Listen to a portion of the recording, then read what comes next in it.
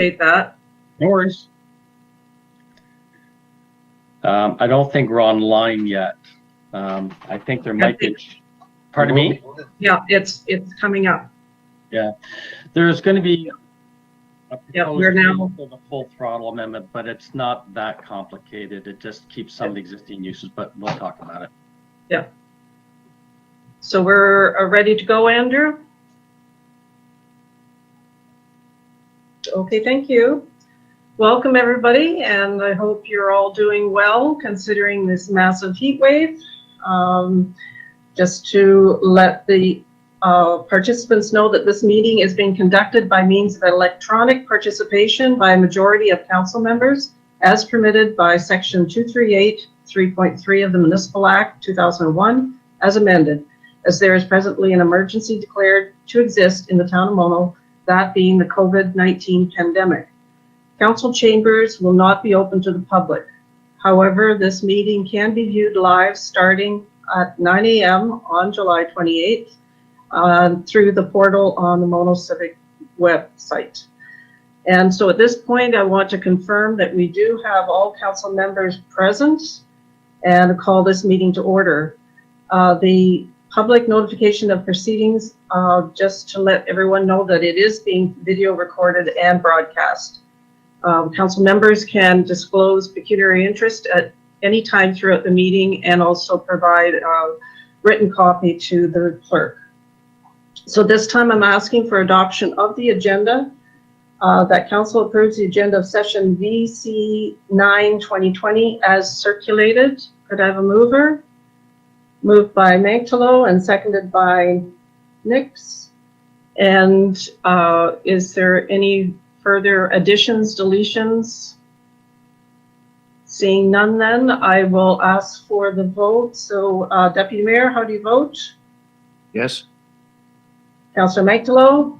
Yes. Councillor Martin? Yes. Councillor Nix? Yes. Okay, that's carried. And we'll move on to the approval of the previous minutes. That council approves the minutes of session VC8-2020 as circulated. Could I have a mover? Moved by Nix and seconded by Martin. And is there any discussion? Call for the vote then. Deputy Mayor? Yes. Councillor Magtalo? Yes. Councillor Martin? Yes. Councillor Nix? Yes. Okay, thank you. That's carried. And at this time, we have public question period. Questions have been submitted online in advance, so I'll ask Mr. Simpson if you could please provide us with any questions. Okay, so we received 3 questions for today's council meeting. The first one from Vicky Rowden states 674-305 here Ontario renovations. In May 2019, there was public record of completed renovations without permit. Now a permit application is up for review 15 months later. Has any town official inspected the residence to confirm the plans and usage? And in addition, she added the comment, this question is in regards to the memorandum from Mike Dunmore presented to council meeting July 14th, concerns with commercial usage. Okay, so the item was passed through to the building department for inspection, I believe. Mr. Dunmore, do you have any further information regarding this property application?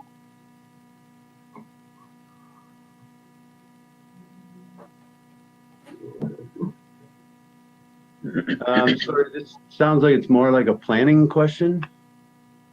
Sorry, I had a couple things going on at the same time. I'm just reviewing the question right now.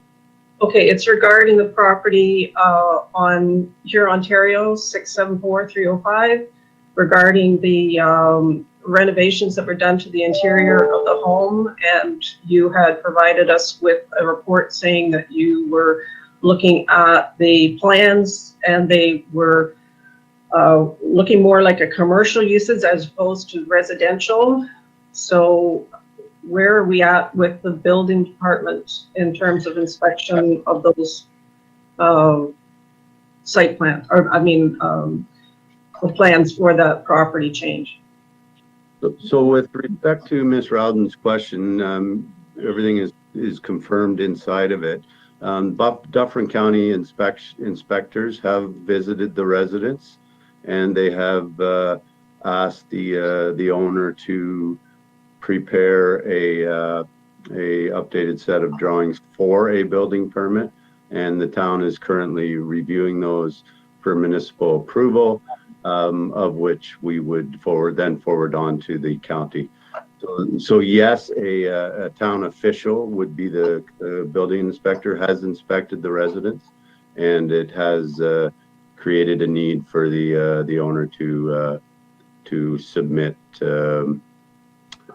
drawings for a full building permit for the renovations. Okay, so we can pass that. Plans still need to be reviewed at this point, Mayor Ryan. Updated plans have to be reviewed. Okay, so Mr. Simpson, are we able to respond to the question adequately with that information? Yes, I can. I've got enough information to provide a response to Ms. Rowden. Okay, thank you. And on to number 2. Madam Mayor, I have a question to follow up on that. And that does our municipal approval occur once we're satisfied that the physical changes have been made, or simply on the submission of drawings that promise changes to the physical layout of the residence? Hey, John, you'll have to repeat that because you broke up significantly. So not everybody was able to get your question.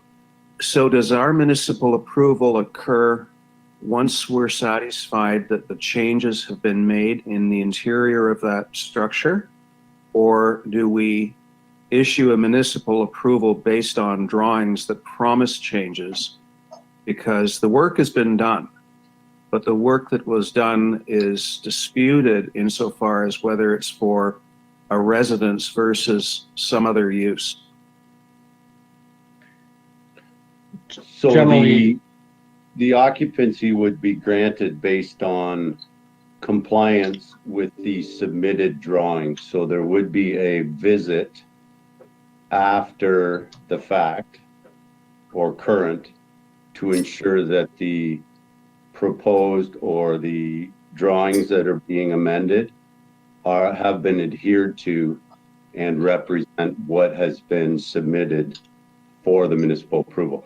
The municipal approval comes first in the normal process, and inspection and occupancy is granted after the renovations represent the drawings. Does that answer, John? Well, my concern is the work has been done, okay? It'll And,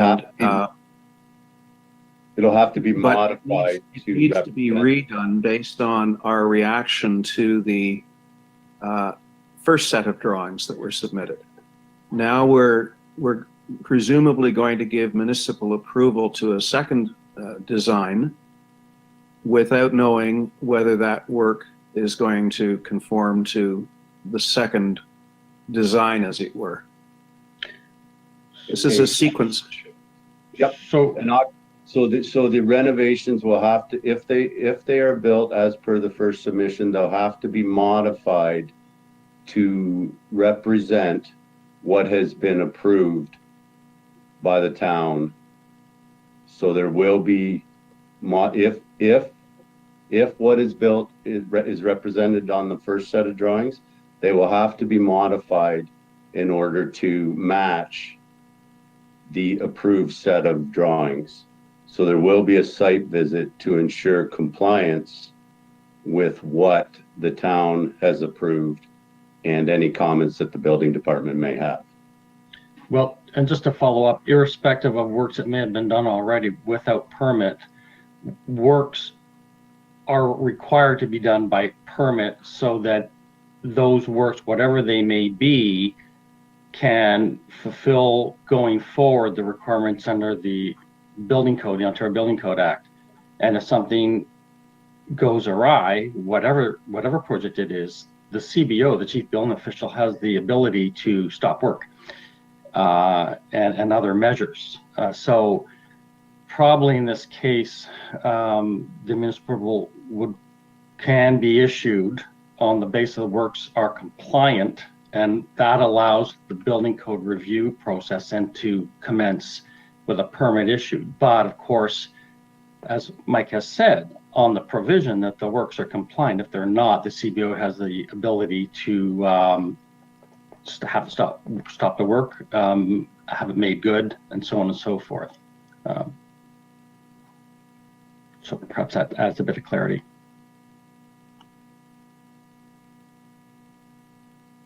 Okay, John, are you all right with that explanation by both our directors?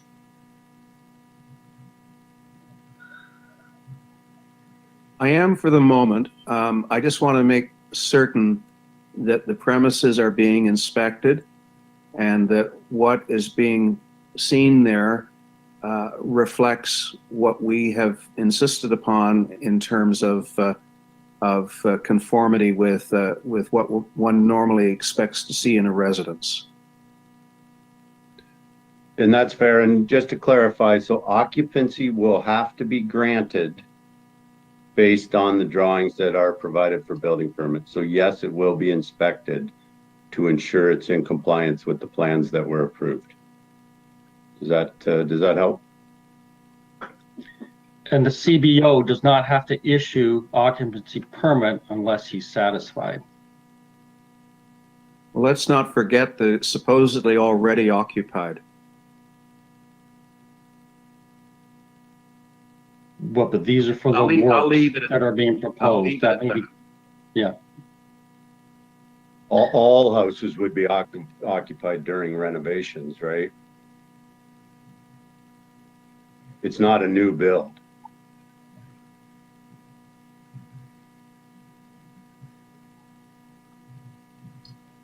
Okay, so if we can carry on to second question from Bill Monroe, Mr. Simpson.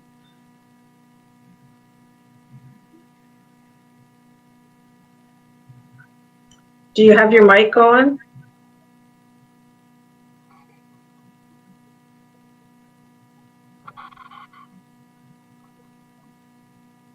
We've lost your... Yeah, so the second question notice from Bill Monroe, and he asked, can you explain the extraordinary large amount of administration? Anything at all? Okay, No. so Andrew, can you read the question?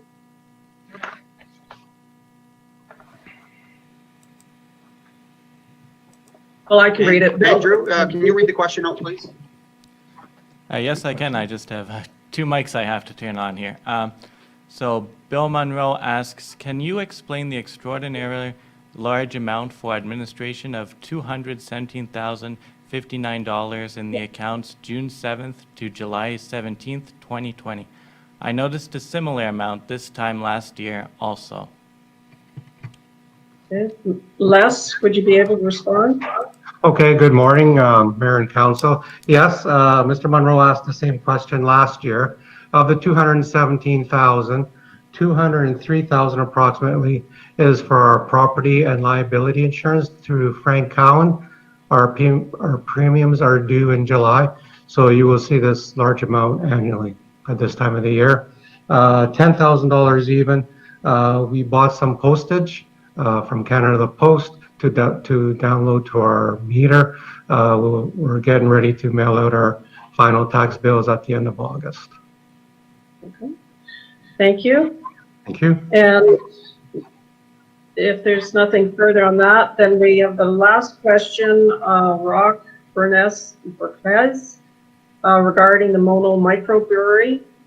There has likely been an increase in AADT since 2017. Should this warrant a new study? My suggestion is that we hold this question over till we have the public meeting on that, and we can bring it up at that time. So if there's no further questions from the public, we will then adjourn the regular meeting of council and go into a public meeting to discuss microbrewery zoning bylaw amendment 2020-01. Could I have a mover for that motion?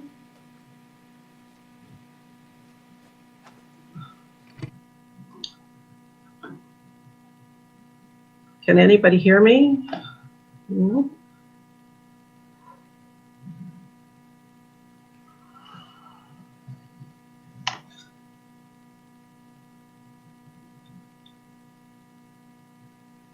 I'll move it. Okay, thank you. I think we've lost Sharon. Okay. Sharon, can you hear us? I'm not lost. I'm right here. No, just my screen is frozen, but that's fine. So we'll move by Creelman and Fred Nix. Would you second?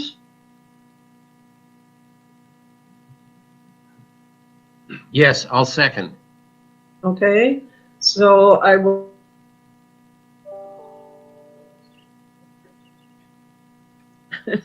Oops. We've lost Laura entirely.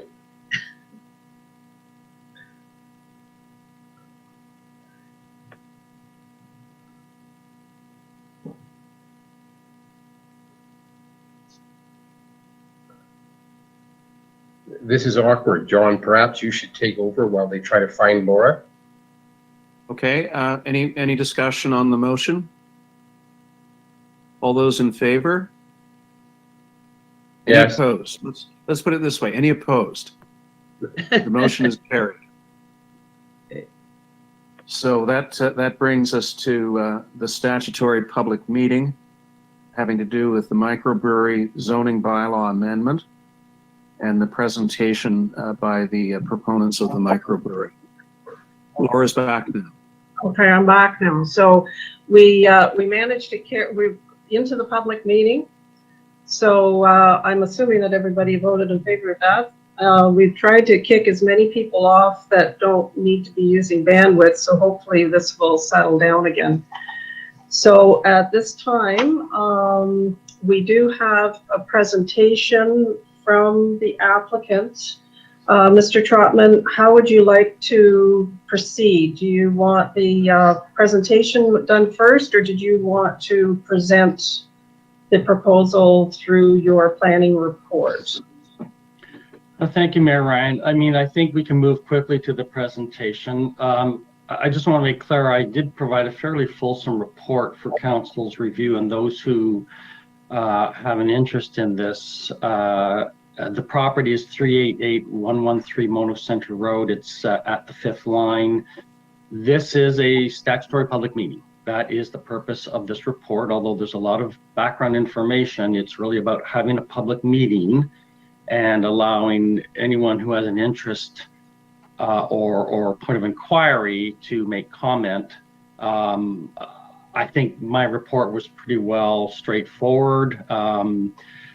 The only things I will say is that there seemed to be some neighbor concern about water taking and perhaps odor. I believe Mr. Robinson, Jamie Robinson, and MHBC can address those, but there were comments that we did as part of pre-consultation that are reflected in my report. So again, these are pre-consultation reports. They're not full technical comments at this point because this is only a stat public meeting. It's the first point of the process, as it were.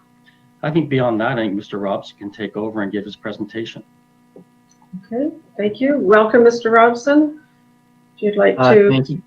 the floor. Thank you, Your Worship and members of council. If you don't mind, I'll just share my screen now. I've got a copy of the presentation, which I can walk you through, and any members of the public that are watching. Just bear with me one second here.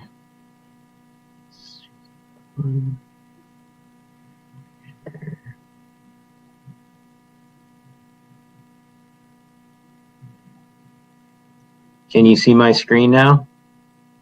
Yeah, Okay, I'll just make it larger there and everybody can see the presentation. So as Mr. Trotman mentioned, this is a proposed zoning bylaw amendment to permit a microbrewery on the property located at 388113 Mono Center Road. And in terms of the location of that property, it's on Mono Center Road and it's just west of the intersection of the 5th line. And the property shown here on this map, here I'll make the screen a little bit larger, which will hopefully help. Just 1 second here. And so the property is just, again, to the north and west of the intersection of Mono Center Road and the 5th line. The subject property is owned by Mr. Zach Gamage, and what's being proposed as this application is a microbrewery, but specifically as an on-farm diversified use. So I'll provide a lot of details around the scale of the operation, the fact that the agricultural operations on the property are required to continue in order for the use to be permitted. So just some details now about the subject property. It's about 21.5 hectares in size, so about 50 acres.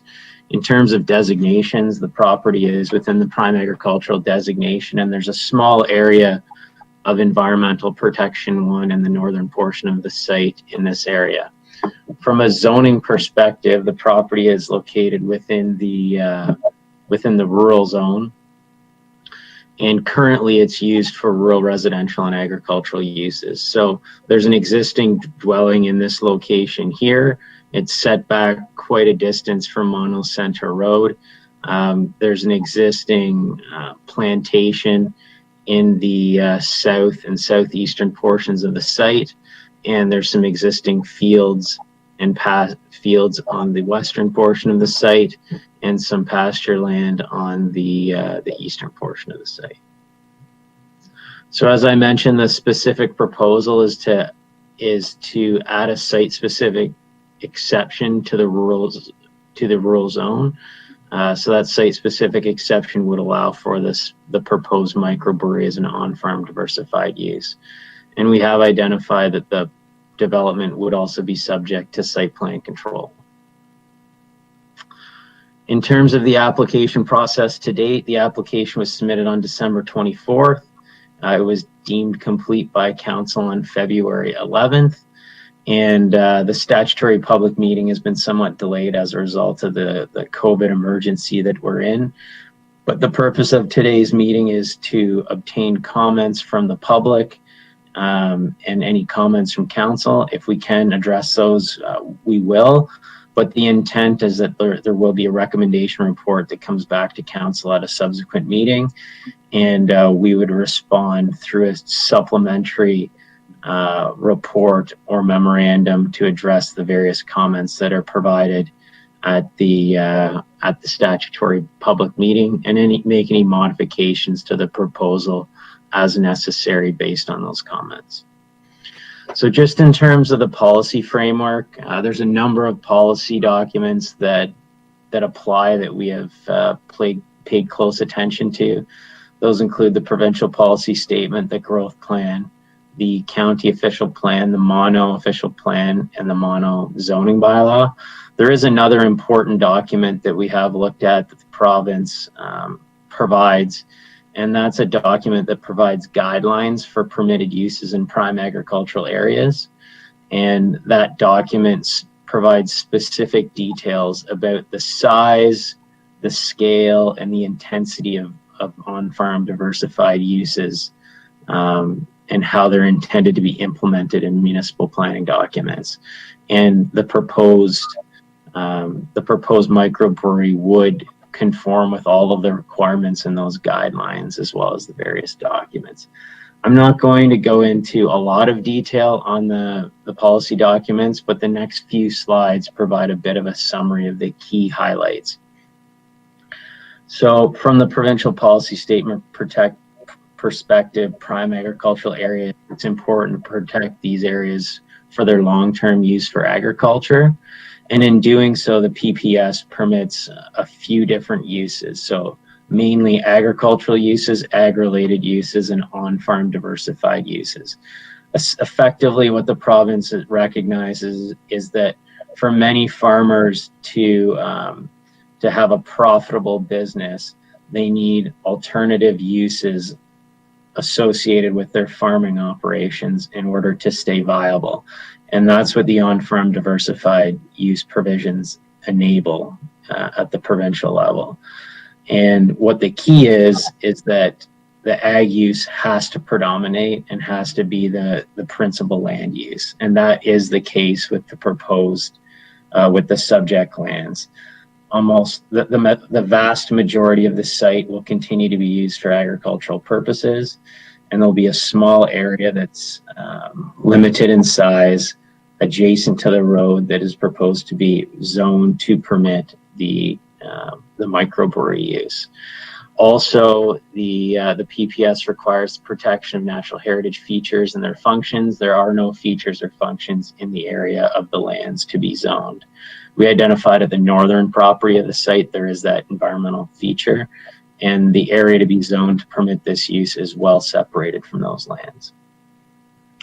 As I mentioned previously, there's guidelines related to permitted uses in prime agricultural areas. These guidelines specifically reference a microbrewery operation or a nanobrewery operation as a potential on-farm diversified use. So the province has considered that these sorts of operations are likely to occur or are appropriate on agricultural properties where they're limited in scale. One of the a couple of the criteria are that the use needs to be appropriate in terms of its water taking and wastewater services. And just a brief comment on that, and I'll provide a bit more information on that as I move through the presentation. But there has been a consultant retained to undertake a hydrogeological study to look at the water usage for the site and look at the sanitary that's produced from the site. And what that study has indicated is that the existing well that's on the property has sufficient capacity to accommodate the proposed use that is not anticipated to impact neighboring wells in the area, and that a suitable septic system can be accommodated on the site to service the proposed use. So those items have been reviewed and have been evaluated. So from a growth plan perspective, there's not a whole lot additional to add here. The growth plan effectively builds on what the provincial policy statement indicates, but it does support a diversified rural economy. It does support the protection of agricultural lands, and it does promote opportunities for agritourism. And we believe the proposed on-farm diversified use, and specifically the microbrewery, would align with these components of the growth plan and be in conformity with them. In terms of the Dufferin County official plan, the Dufferin County official plan implements those policies that we've already reviewed through the provincial policy statement. It does recognize the importance of protecting agricultural areas, and the subject lands are identified as an agricultural area. It does recognize the importance of agriculture to communities. It does recognize the importance of providing opportunities for local food and promoting sustainability of the agri-food and agri-product business. And we believe that the proposed microbrewery would align with those objectives of the county official plan. And one of the key components, as I already alluded to, is that on-farm diversified uses are permitted, provided they're secondary to the principal agricultural use of the property. And it's important to note when we talk about principal versus secondary uses, is that we're dealing with this matter from a land use planning perspective. And so in terms of considering what's primary and what's secondary, the province, through the guideline document that I've referenced really focuses on how much land is dedicated to a proposed use and how much time is associated with the proposed use. So from those two perspectives, the area of land, the spatial context, and then also the temporal context, which is the time associated with the use, it's our opinion that the agricultural use on the property from a land use planning perspective will continue to be the primary use of the site, with the proposed microbrewery being the secondary use, or the on-farm diversified use. In terms of the Mono Township official plan, the Mono Township official plan follows the county plan and designates the subject property as prime agricultural area. I did mention there is that small area of environmental protection in the northeast corner. And in addition, that pine plantation that I identified at the beginning of the presentation is not part of the natural heritage system. In terms of the objectives of the prime agricultural area, they're similar to what we saw from the county official plan, that it's to preserve prime agricultural areas and their activities for the long term. It's to promote agritourism and to recognize and support the agricultural community. And we believe the proposed application does all of those things. In terms of the Mono Township official plan and permitted uses that are identified in the plan, there are a number of uses that you would typically find in an agricultural area. So those obviously include agricultural uses, agriculturally related uses. An example of an agriculturally related use might be a farm supply operation or an equipment provider for agricultural products, but uses that support the agricultural community. Single detached dwellings are permitted, and then a few other uses that you typically find. And then finally, on-farm diversified uses are the last permitted uses. So although a zoning bylaw amendment is required, an official plan amendment is not required in this instance, as the proposed use would fall within the category of an on-farm diversified use, which is a permitted use in the official plan. In terms of the Mono Township zoning bylaw, again, I mentioned that a zoning bylaw amendment is required to add this specific use as an on-farm diversified use. The bylaw does implement the policies of the official plan. It contains requirements related to setbacks, minimum lot sizes, all those various provisions. In terms of the zone that the property is currently in, or the majority of the property, it's in the rural zone, and uses that you typically find in a rural zone are outlined. So it includes a number of farm uses. It does not specifically include an on-farm diversified use, thus the need for the proposed amendment. Just in terms of what the proposed amendment entails, this slide shows the area of the subject property in red. The entirety of the property is not proposed to be rezoned. The entirety of the remainder of the property is proposed to stay in that rural zone, with only the area that's subject to the on-farm diversified use proposed to be included in the site-specific zone. And what's specifically proposed under Roman numeral 1 here is the microbrewery would be limited in scale to 300 square meters and a maximum covered porch area of 150 square meters. So those are the limitations that are put on the use to ensure that it is maintained as small in scale. What's proposed from a microbrewery perspective under Roman numeral 2 is that a microbrewery is it's a small scale facility, and it does include accessory tasting facilities and retail display for related items to the brewery that would be for sale. The brewery is also limited, the amendment proposes a minimum of 17 parking spaces, which would align with the parking requirements in the zoning bylaw for this type of a use. Conceptual site plan that's been prepared does provide for 20 parking spaces.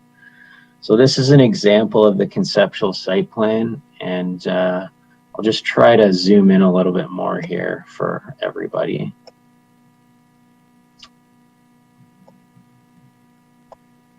I'll go in a little bit more.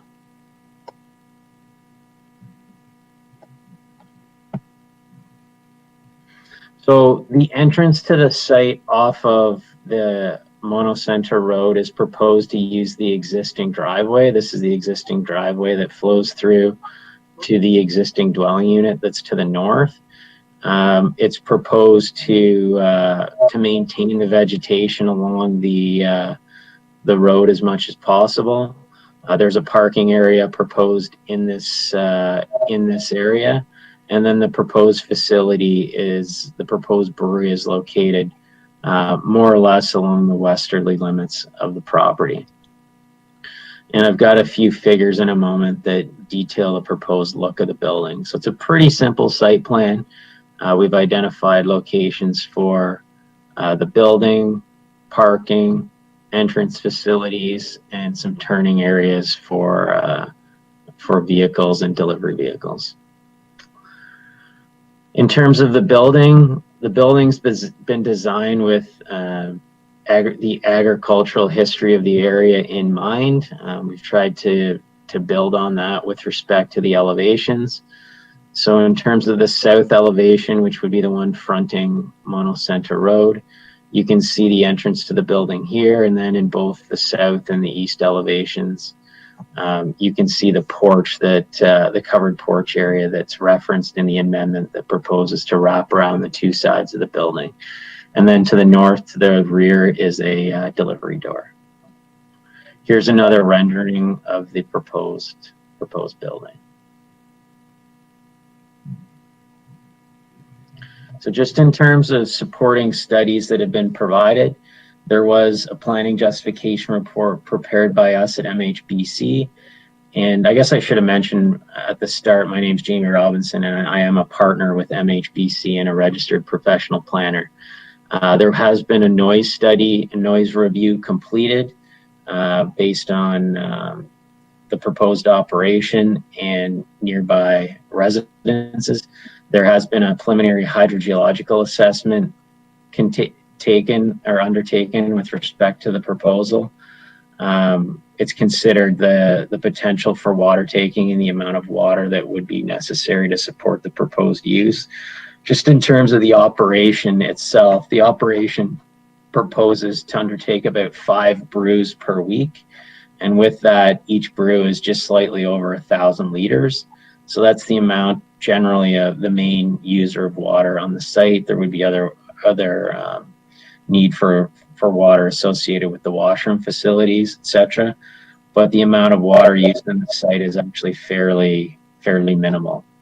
We have undertaken an aroma review as well to consider whether there's any impacts associated with the odors, with potential odors generated from the site. And we do not believe there would be any odors that would impact residences in the area as a result of the proposed development. In addition, there was also a traffic letter provided in support of the proposed development by a traffic engineer, Mr. Northcott.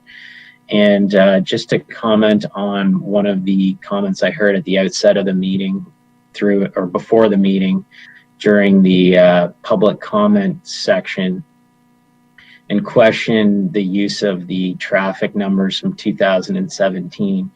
We can respond to that following this meeting, but I believe the traffic letter did use the 2017 numbers as a base, but then also provided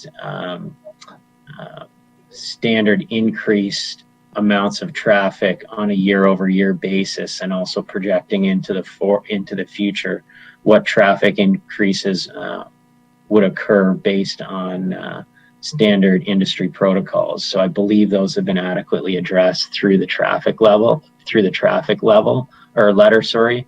But what the 2017 numbers provide is a baseline or a starting point on which to provide those that additional review and recommendation. But we will summarize that as part of our follow-up post the meeting. So just in terms of a summary, we believe the proposed use is appropriate on-farm diversified use, that it would be consistent with the provincial policy statement, that it would conform with the growth plan and the provincial guidelines for permitted uses in prime agricultural areas. It would conform with the county official plan and then also the town of Mono official plan. There have been the necessary technical studies provided to support the proposed use and its small scale nature.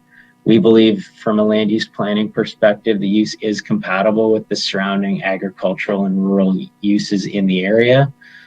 And the zoning bylaw amendment, again, is very specific in terms of the use, that it has to be, it's only permitted as an on-farm diversified use, and that the proposed zoning bylaw amendment does also limit the scale of the proposed microbrewery. So those are a few key components. So overall, from a land use principle perspective, we believe it's appropriate to establish the principle of use for this site. And then also the technical considerations also are appropriate considerations. So that provides a conclusion to my presentation. If there's any comments from members of the public or members of council, I can do my best to try to answer those for you today. But thank you very much for the opportunity to provide this presentation. And we look forward to working with the town through this zoning bylaw amendment and then through the site plan approval. We think this is an exciting diversified use, and we think it's an exciting economic development opportunity for the town. That's been carefully planned, is small in scale, and is compatible with the area. So thank you very much. I'll just stop. Yeah, thank you If very you'd much. like, I can leave my screen sharing on in case there's any questions. We can refer to the various images. Okay, thank you. No, so is there any questions of council regarding the presentation? Councillor Nix. Yeah, I've had a couple of people email me or comment, and what they were worried about is that they, if we approve the zoning change, you start with a microbrewery, and then over time it gradually grows to something larger. Now, I'm no expert on this, but I read the language of the proposed change, and I mean, there's two things in there that I think are really key. The zoning change would only allow a building of 300 square meters. So if anything ever larger than that happened, they'd have to apply for another zoning change. But secondly, and I'm not sure of this point, the zoning change only permits a microbrewery. And I thought, I read all the attached reports, but I can't quickly find it. I think the term microbrewery is defined someplace in, I don't know, provincial regulations or legislation, and it's fairly tight. I mean, you couldn't start out with a microbrewery and end up with something like Creemore unless you reapplied for another zoning change, right? So, and I think you said this in your presentation. The zoning change you're applying for is fairly tight in terms of limiting the scale of the operation, correct? So through you, your worship, to the councillor is correct in terms of the components of the bylaw that do limit the scale of the operation. We believe, and the councillor is also correct in terms of the provincial definitions in terms of a nano and a microbrewery. So you specifically, what's important here is that if a larger scale operation is ever proposed in the future, they would have to come in for a zone change. And in that perspective, it would potentially change the use from an on-farm diversified use to something else.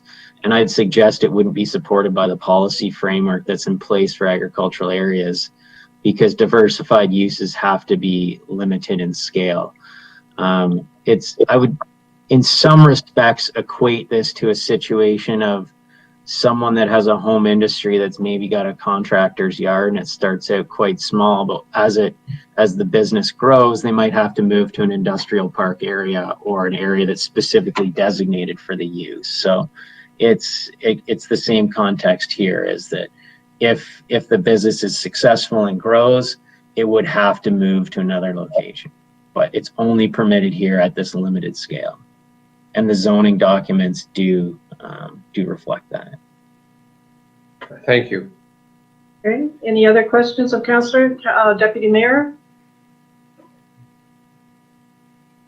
Thank you. I'd like to ask some questions about the water taking. My recollection is that we're looking at a well that is said to produce some 4 gallons per minute and no more than 6,000 or 7,000 liters a week. I don't have the exact citation here, but that's my recollection. I also recall that this well has not been stress tested, and that there's some issue with regard to the fact that it's currently capped. What are the plans to do something more than simply a preliminary hydrogeological assessment to assure us and the neighbors that the well is capable of producing the appropriate amount of water without impacting negatively neighbors? So through you, Your Worship, to the councillor, so you're correct that a preliminary well assessment has been completed, or a preliminary hydrogeological assessment has been completed. That report would need to be finalized, which would include additional testing on this well and additional justification to ensure that there would not be an impact on neighboring wells. So that would be completed prior to this coming back to council for a recommendation. If I can just follow up on that sequence of events, I have no difficulty with that. But we're being asked to process the zoning amendment today, I think, rather than holding off until we get the results of the final hydrogeological assessment. I'm a little concerned with the sequence here. Is there any reason why we need to process the amendment in order for this to be completed in terms of follow-up from this meeting? The intent of this meeting is for public information and distribution to our residents along with council. There is no answer being made on behalf of this application. Back from all of the questions that are received, and then we would look at approval, etc. Is that right, Mr. Trotman? Yeah, that's essentially correct, Mayor Ryan. This is just a statutory public meeting to receive and solicit commentary on the proposal. There will be further technical review required, including water taking. I mean, we have got preliminary comments from our town engineer that were dated July 20th, so fairly recent. And at least at a preliminary level, Mr. Feenek doesn't have any overriding concern about the water taking aspect of this proposal. Now, having said that, that's not to say that we won't delve further into more technical review, and of course, as always, as necessary, if needed, peer review and independent peer review if needed. So there's much to do before this particular application comes back before council for any decision. Okay. So just for the benefit of viewer, the fact that we have the wording of the zoning amendment on the agenda doesn't mean that we're processing it today. That's correct. Is that correct? Right. That's correct. Thank you. Okay. It's for review. Yeah. Councillor Mangelo?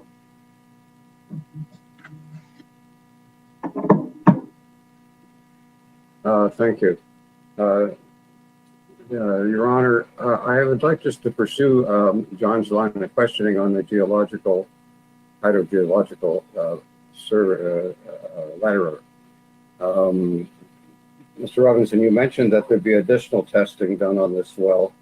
And could you be a bit more specific? Because there was no testing done on it at all. It was a desktop analysis, I believe. And the last testing which was done was, according to the document that we have here, was 1969, 50 years ago. And at the moment, we're making our judgments on the basis of a 51-year-old assessment. I understand that the assessors went to the wellhead with the intention of measuring the static level, water level, and also doing a flow test, and they did neither. Are those the tests that would be done before we go further on this? So through your worship to the councillor, I'm not going to comment specifically on the tests that are required to be completed.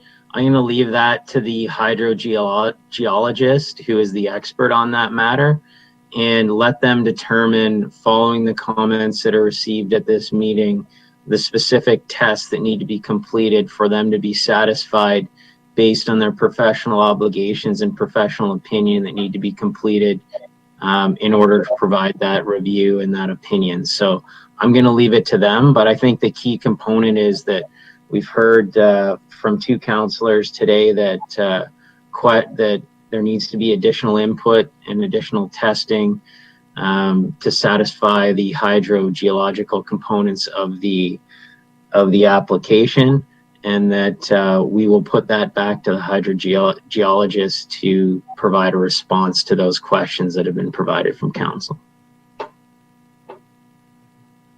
Through your honor, that's fine with me.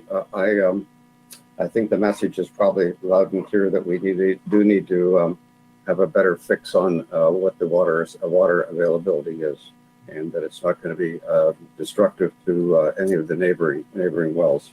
Your Honor, I have a second small question, and that is, you mentioned that there is an agricultural use. What is the current agricultural use, and who performs it? So through your worship to the councillor, there's currently some cash cropping that is undertaken on the property. There's some pasture land on the property, and I apologize, there's one crop that I'm not familiar with, but it is performed by I believe that the property owner performs part of the agricultural use, and the other portion of the site is rented out to a nearby farmer. But I don't have the specific name at this time, but I can get that information for you. What's important in terms of from a land use planning perspective and the diversification is the area of land on the property dedicated to each of the proposed uses, not specifically who performs those uses. So we've looked at it from a planning perspective, and based on the area of land dedicated to each of the proposed, each of the diversified use in the existing agricultural area. Yes, I recognize that in your presentation, and not to be a nitpicker, but the other issue was the time value of each that was assigned to each of the areas, which presents a bit of a problem here, I think, because having a bit of a farm interest myself, there's not a lot of time spent on a cash cropping and or on pasture relative to having a business which is probably going, somebody's working on it through much of the day. So I'm not quite sure how you factored in time in this, but obviously in a land use area, it would be qualified. Through your worship, maybe I can just add to that. We have addressed that matter specifically in the planning justification report that was prepared. But from a timing perspective, it's not really focused on the amount of time an individual spends, or a farmer, for example, spends on caring for their crop. It's the amount of time that the lands are in production or being used for that agricultural use. And in this instance, the lands are used for agricultural purposes generally throughout the year. Obviously, we have wintertime in this area. And in terms of the proposed microbrewery, the hours are somewhat limited and focused around weekend operation. There will be some limited operation during the week, but that's specifically how the time aspect and temporal nature of it's dealt with from a land use planning perspective, and that's detailed in the planning justification report. Okay. Any other councillors have any questions? Councillor Martin.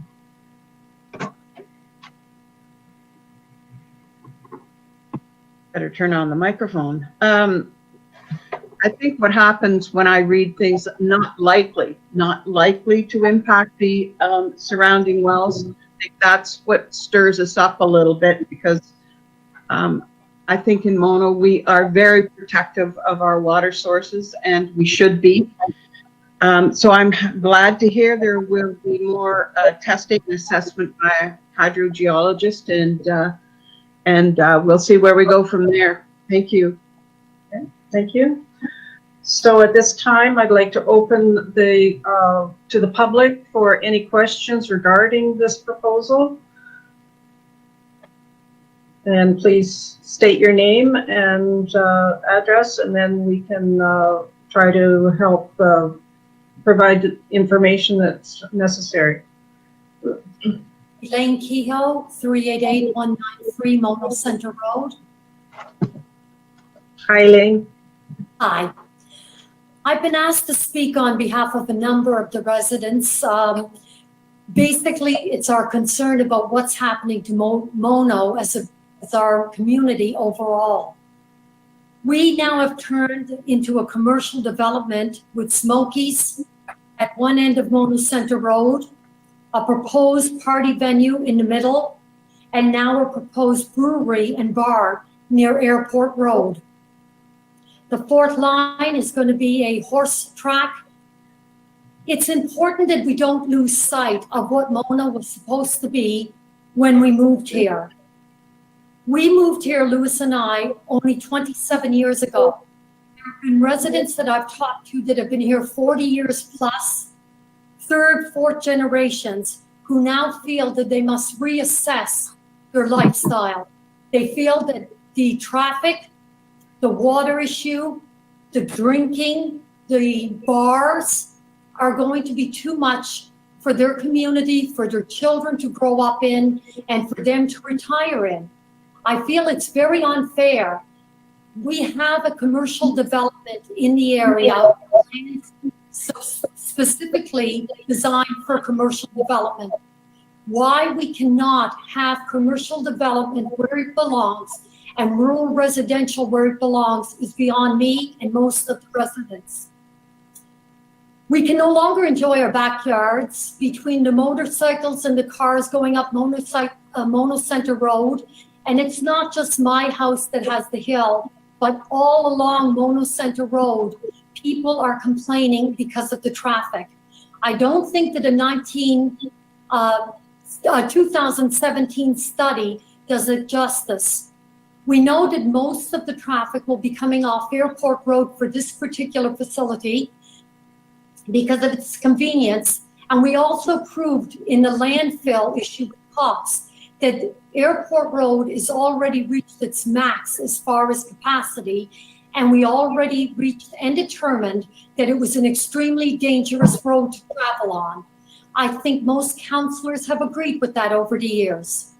My concern is that we're having drinking in now 3 different, possibly 4 establishments, and you're going to have accidents happening and people are not going to be safe to leave their own driveways. My second issue is water, which Ed will speak to since he's an engineer in water. And the third issue that we had is that why is rural Mono looking for business and development of business in an area where we don't even have a business tax? Who is going to cover the cost of the infrastructure, the traffic on our roads, the garbage on the side of the road? I know only too well because I clean the garbage off the side of the road. And it has increased substantially, and not just because of COVID and the number of people coming up here, but there's going to be so much more traffic and so much more garbage with all of these additional facilities on Mono Center Road. And we don't even have a bylaw enforcement officer who can enforce. Where after they apparently have 17 to 20 parking spots, that is 40 people in their pub and brewery at a time, maybe more, depending if there's more than 2 in a car. When people start looking for parking, they'll do like they do. When the parking lot is full, they're going to be parking on Mono Center Road, which again causes another danger to people in the area and to traffic. Finally, I'd like to go back to why Mono has no business tax, rural Mono. We are promoting, you are permitting, pardon me, not promoting, permitting businesses to open, and nobody but the residential taxpayers are going to burden the expense of all of the additional road work, bylaw enforcement officer, garbage pickup, etc. I think that I am not against people, especially, young people trying to improve themselves through a business, but there's a place for everything. We have a commercial area, let them do it in a commercial area, not in a prime agricultural. What we are going to end up in Mono is losing our identity, losing the fact that people come here because of its beauty, its pristine, its environmental, everything that everybody wants up here is to just maintain some of that, not give it all away. We have to consider, if you are going to go ahead with it, that you have to impose very strict restrictions. Water has to be prime, absolutely prime. My well is 285 feet. I understand that the subject property is 265 feet. Every farm around us has deep, deep wells. Any diversion of water, as we found in the class issue, would cause my well and everybody else's well to go dry. Without a well, we don't have a home. The next thing is the hours of business. I understand that during the week, the hours of business would be from 10 to 7, and on weekends, 10 to 12. Well, won't that be fun, trying to sleep at night with the cars going back and forth from all 3 or 4 venues on Mono Center Road? Last is the parking penalties. There should be some type of imposed penalty, not against the person who parks on Mono Center Road, but on the facility that brought them in. That there should be a tax burden to them, or a penalty burden, pardon me, to them if people choose to park on the road, because they're going to park there for 4 hours and they're going to be gone before our bylaw enforcement officer will get there to ticket the car. So we have to take this seriously into consideration. We are turning Mono into a commercial entity. Thank you. Next, Ed would like to speak with respect to water. Did anyone have any questions of me? I don't see anyone asking anything, so if we can have Ed come to the mic, please. Thank you. I will keep my comments brief because I think most of what I wanted to say has already been very well said by the other councillors. Before I do talk about the water, I just want to bring up one thing that hasn't been brought up yet. That has to do with odor issues. And I bring it up because Mr. Trotman in his memo at the beginning says that the 2 big issues with microbreweries are odor and water taking. And I would agree with what he said. And so I therefore look carefully at what's said with regard to the odors. I just want to point you to the letter that Jarrett Engineering wrote on the issue. And they've identified that wort boiling is one of the major potential odor issues. And they have covered that off by saying that the microbrewery will have the option to install a stack condenser to capture. And I think that itself that wording leaves it very open-ended. I don't think there should be any option to install it. It needs to be installed, in my opinion, to make sure that odors wouldn't be an issue. With respect to water, I fully agree. Being a professional in the water business, I fully agree with what's been said to date. The only thing I want to add is that all the studies talk about the annual average daily demand of water, which is in the range of 7,000 liters per day. And by the way, that's a lot of water withdrawal for wells in this area. And the preliminary study that's been done by Cambium verifies that. And they say, for example, to get the 7,000 liters per day of water required is going to require up to 11 hours per day of continuous pumping. That's a lot of pumping on wells in this area, and I would be very surprised if there wasn't some impact on the neighboring wells. But that, as has already been said, that needs to be checked out with further studies. But the thing that's also important that I would like to add is that the consultant should not only identify the annual average daily flow, but what's always important in all of these facilities, what's the maximum demand on water, hourly demand. And that is often 3, 4, or 5 times the average. And so it's quite likely that would require additional wells, which of course puts more stresses on the aquifers. And I know from our own well, and we're in the vicinity, Elaine has just talked about their own well. I know that the aquifers in this area have very limited recharge capacity. So it's very easy to run your well dry. And if you have a facility that's continuously doing this, it's bound to impact the neighboring aquifers. So it's a very important point. And the last thing I want to say is I question why did Burnside conclude that there really isn't any serious issue, because I think they need to be but that question needs to be put to them. Why did they just brush this off as not an issue? That's all I have. Okay. Thank you. And is there anybody else from the public that would like to pose a question or comments?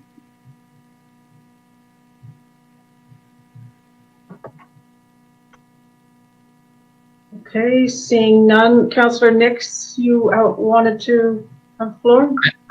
I wanted to ask Ed a question if I could. I know Ed is an engineer and I'm not, so I will respect his opinion on this. My understanding, Ed, is that when they drilled that well, and I think Ralph gave the date, I can't remember, was it 1960 or something? They did a stress test on it, and they got a safe a rating of 15 liters per minute, which, if my math is correct, is 23,000 liters a day. That's what they said that well could produce. The applicant is saying his maximum use would only be 7,000 liters a day, which is 1/3 of what that well is capable of producing. So I guess my question to you is, do these ratings of a well, do they change over time? If that's what they produced, when was it, Ralph, 1960? Would that change over time, Ed? Well, yeah, there's no yes or no answer to that question, but the important thing is that test was done 50 years ago. So yes, it needs to be redone, undoubtedly. The other thing is that it was done in 1969. This is commonly done when wells are completed. It was only pumped for 3 hours. The real test comes when you start pumping, as I said, the consultant's report says just to meet the average daily use. And by the way, that 7,000 liters per day, I'm not sure that even takes into account the number of customers in the bar and the use of washrooms and so on. But let's say it is correct. You're doing that continuously. That's a lot of water to withdraw. 11 hours a day, 7 days a week. That's a lot of draw on aquifer. So I'm not saying it won't. I'm just saying that, as has already been stressed by a couple of other councillors, it's very important this work be done by and I think even the hydrogeological consultants wouldn't disagree with that. That's why they called it a preliminary report. And I don't disagree with the methodology they use in coming up with their paper study, but this is very important that it goes well beyond a paper study, because we're not just talking about a small amount of water in a large aquifer. We're talking about a reasonably large amount of water for a very limited aquifer capacity. Thank you, Ed. Thank you. So if there is no one further wanting to speak, Sean Henderson, I can comment. It's Jamie Robinson here. Maybe if I can just, if the chair, if your worship, if you'd let me, there's a few comments raised by the public. I'd just like to make sure that I've got clear and I can provide a bit of a response to, but again, we will review it in more detail following the meeting and in preparation for the subsequent meeting. But if you'd like, there's the comments that I heard related to traffic, water usage, potential parking regulations, the impact on the municipal infrastructure in the area, and then we heard from the last commenter about odor. So if it'd be helpful, I could just provide a couple brief comments on those items.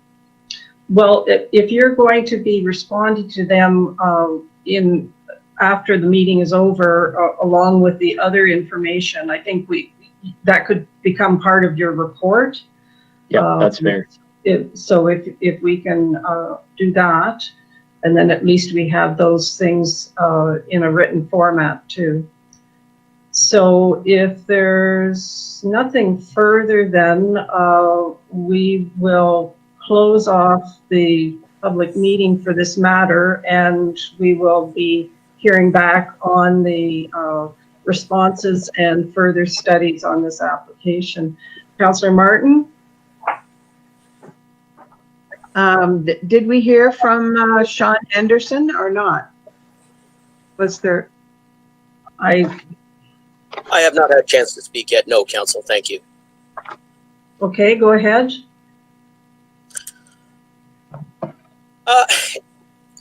First of all, thank you for listening to my comments here today.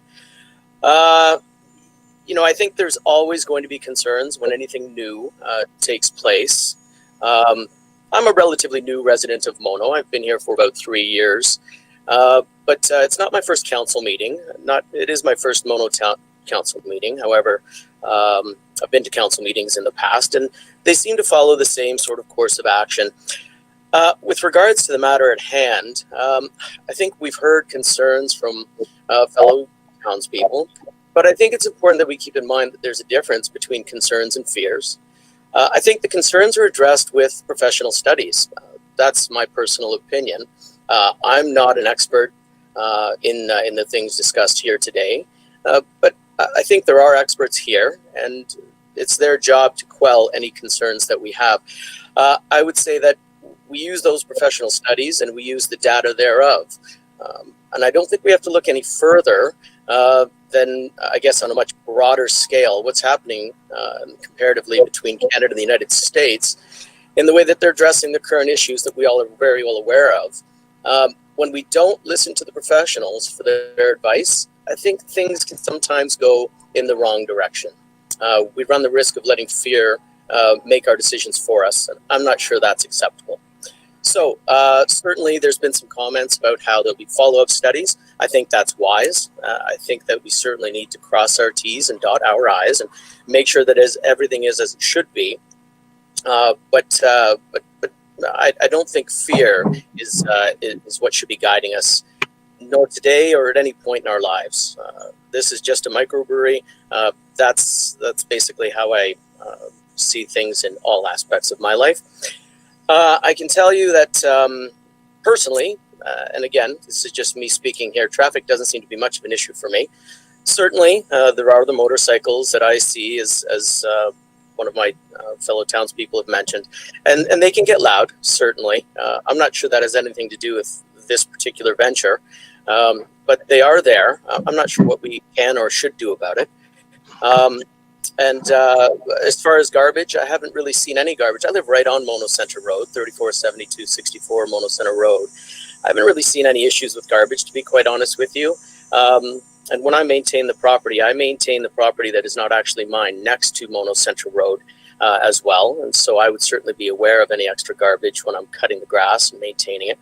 Hasn't been an issue for me, in all honesty. And I think with regards to traffic, I would say that from what I've seen, certainly in the fall with, as they call them, the leafers coming into town, really, if traffic is going to be an issue, perhaps there's something that needs to be done with people coming from out of town, looking at the leaves and so forth. I'm not sure this is something we can really can really address specifically. So at any rate, I just wanted to put in my 2 cents worth. I certainly thank you for listening to me here today. And as everyone else has already said, councillors and otherwise, I look forward to seeing the follow-up studies, which I'm sure, I hope, will quell any other concerns that we have. I have to be quite honest with you, if it isn't already obvious. Not that I have a stake in the matter, but I think it's something that would benefit Mono. We are a small, from what I've seen, a very small, very quaint little town. And as far as I'm concerned, this seems like it's going to be a small, quaint tasting room that perhaps we can attend with a friend or two. Certainly the hours wouldn't allow for, I think the word that was used was bar. It doesn't really hit me that way. It doesn't sound like a bar. Bars tend to stay open until the wee hours of the morning. And this, I think someone had said this is going to be closed at 7, which is certainly not a profitable venture if you're hoping to open a bar or a restaurant. At any rate, that's the end of my comments. Thanks very much, Council. I appreciate it. Okay, thank you very much, Mr. Henderson, for joining us.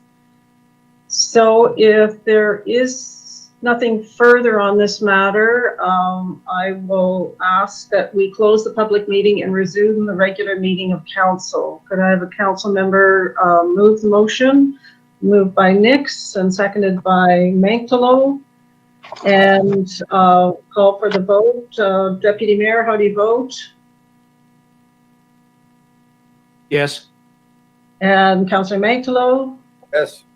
Councillor Martin? Yes. Councillor Nix? Yes. Okay, thank you. So now we are late in getting to our public meeting for next bylaw amendment. And so with your indulgence, we will adjourn the regular meeting of council and go into a public meeting to discuss full throttle zoning bylaw amendment 2017-03. Could I have someone move that? Moved by Martin and seconded by Creelman. And how do you vote, Deputy Mayor? Yes. And Councillor Mantalo?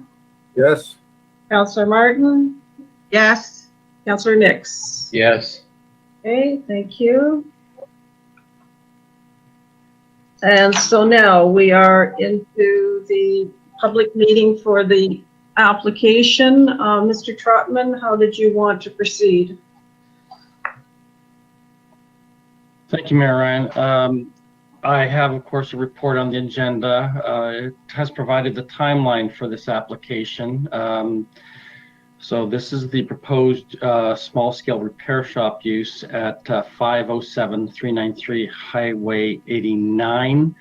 It's at the juncture of the third line. It's a pie-shaped lot. It's been to committee, I think, at least a couple of times and before council previously. There were a lot of concerns about the scope, nature of the use, and so on and so forth. So there is an amendment attached to my report. It is a culmination of addressing all the concerns that were raised, I have to say primarily through planning committee. My understanding, though, is only from yesterday that there may be a desire on behalf of the applicant to keep all of the existing uses on the site and add small-scale repair shop rather than just have small-scale repair shops. I'll let Mr. Robinson speak to that, and that can have some discussion, of course. I will just go further and say this much: there are some uses under CL zone that really would probably never materialize on the site because of the nature of those uses. Others might down the road. So I'm sure there can be an amenable solution here. But at that point, I'll just leave it to Mr. Robinson to make his presentation on this. Okay. So, thank you, Your Worship. If presentation that I can walk you through.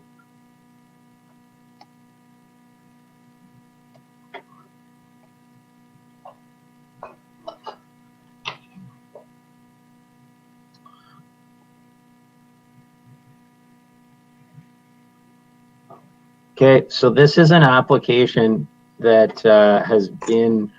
this is an application to add an additional use to the permitted uses listed in the CL-7 zone. As Mr. Trotman identified, the property is on Highway 89 at the third line. It's outlined in red here.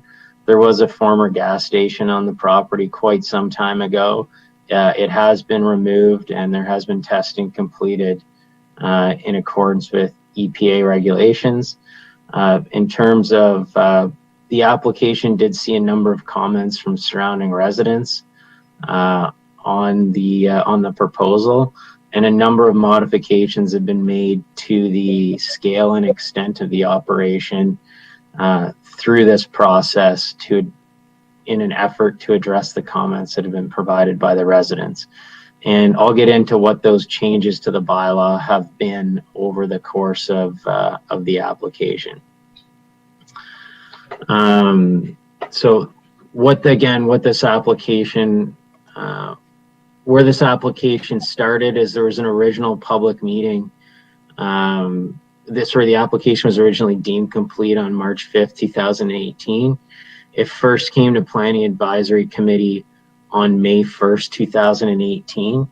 And then again on June, and then following this application, going to the first Planning Advisory Committee meeting, MHBC and myself were retained following that first meeting. We prepared a submission in the fall of 2018 that revised the proposal and dealt with the land use planning merits of the application.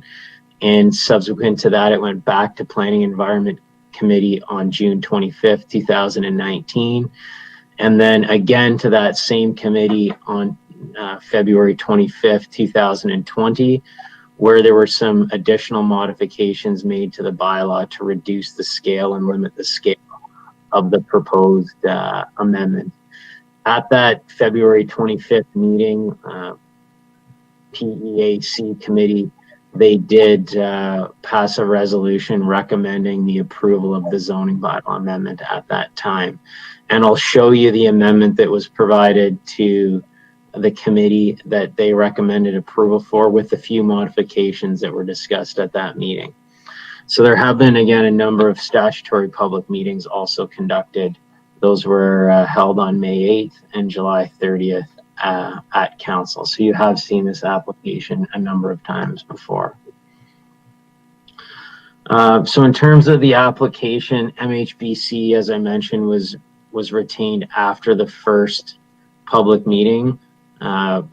We prepared a planning justification report in the first draft bylaw that went to the meeting the following in 2019 to Planning and Development Committee.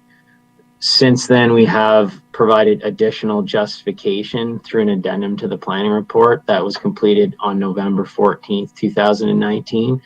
And that addendum considered all the comments that had been provided both at Planning Committee and at Council throughout 2019. And what that 2014 report and draft bylaw led to was the February meeting of this year, in which the committee recommended approval of the application. So this is a copy of the resolution that was passed by Planning Environment Committee, and what it indicated was, and I'll just read it here, that Planning, Environment, and Natural Heritage Committee recommend that Council approve the application for zoning bylaw amendment 2017-03 by Michael Bellissimo to amend the special local commercial -7 bracket CL-7 zone in zoning bylaw 78-1 that currently applies to the property at part of the west half of lot 32, concession 4 EHS, to add to the list of permitted uses a small scale vehicle repair shop, with revisions to the bylaw marked as attachment 2 in the planning report, February 12th, 2020, as discussed. So what's important there is that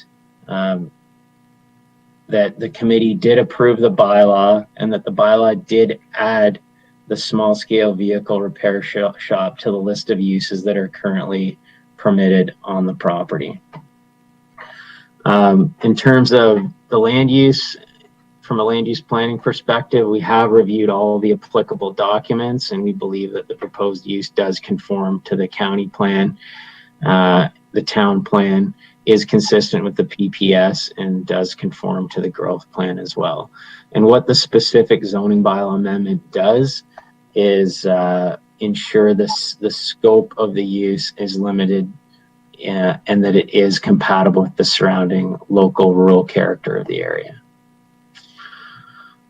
So in terms of the bylaw that went to council, what it proposed, or the bylaw that's before council today, what it does is it proposes to limit the scale of the use in a number of ways. It proposes to limit the vehicles to small and medium-sized vehicles with a maximum of 2 axles. Basically, one of the concerns from the public was that you'd be getting massive transport trucks being serviced on the site with their trailers. You'd be getting very large farm equipment. So this is an attempt in the bylaw to limit the scale of vehicles that are permitted to be sold and serviced on the site. And then same with tractors, that you would not, or trailers, you would not be able to have large transport trucks. You'd just be allowed to have your small standard 1-axle trailers sold and serviced on the site. It limits the number of vehicles to 13. The bylaw that went to planning committee identified a maximum of 11 vehicles. At that meeting, the permission was increased to 13. And the reason for that was to enable for two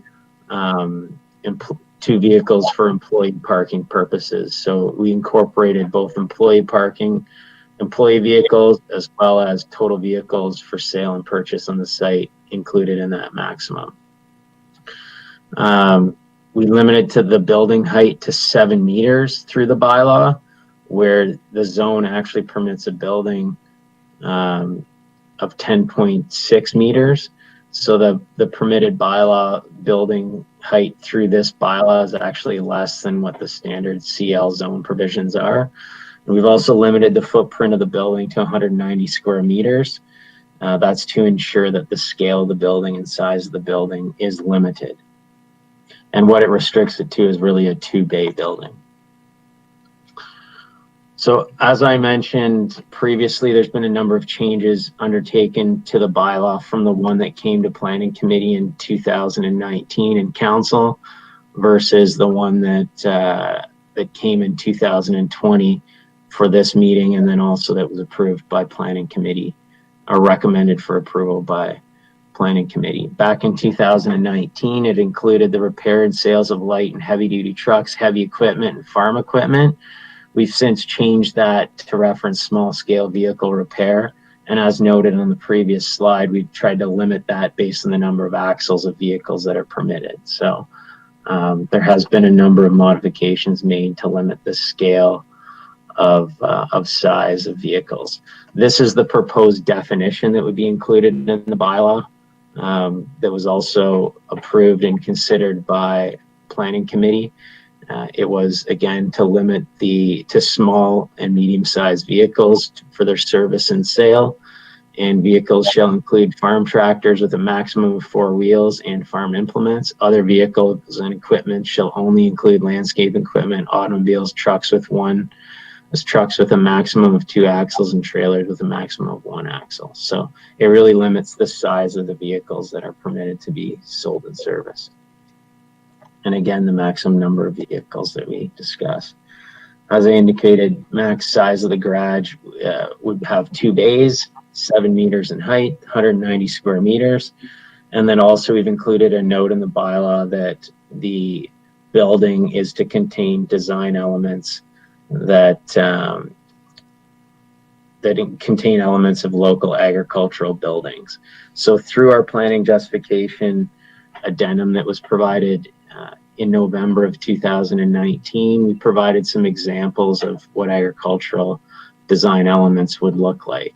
So through the site plan control process and the building elevations that are considered through that process, staff of the municipality can ensure that the proposed building does in fact have those elements of the agricultural community built into its design.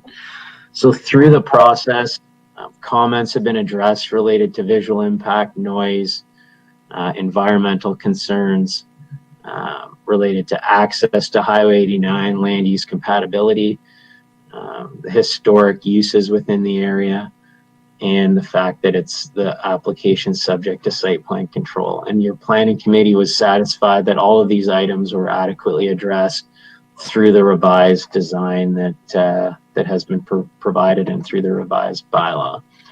This slide is the bylaw that was provided to the Planning and Environment Committee. And I've highlighted in red the additional areas that were added through that meeting. So as I alluded to earlier, the number of vehicles on the site have a maximum of 13. And then under Roman numeral 7, there was a requirement that the service occur indoors, and we just clarified that with the bay doors closed, and that was to mitigate any potential noise impacts.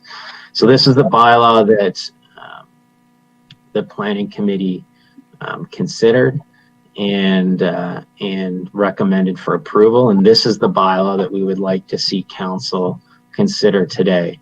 In the staff report that was attached to this agenda, the bylaw has been changed.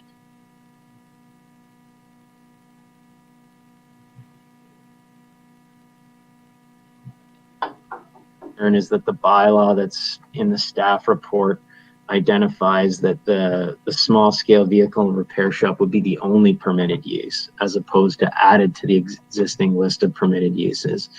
And the application has been made and has been considered throughout the process to add a use. And we believe that the sufficient planning justification has been provided to add that use. Our concern is that if for some reason the property owner does not proceed or with a small scale vehicle repair shop on the site, any future owner of the site would have to undertake a rezoning to do any use at all. And we don't believe that's proper land use planning. The owner purchased the property with a host of permitted uses outlined, and it's appropriate to carry those uses forward. And through this process, sufficient justification has been provided to add this additional use. And again, this is the bylaw that was recommended for approval by the Planning Committee. Just in terms of the conceptual site plan, I'll point out a few items for Council's consideration.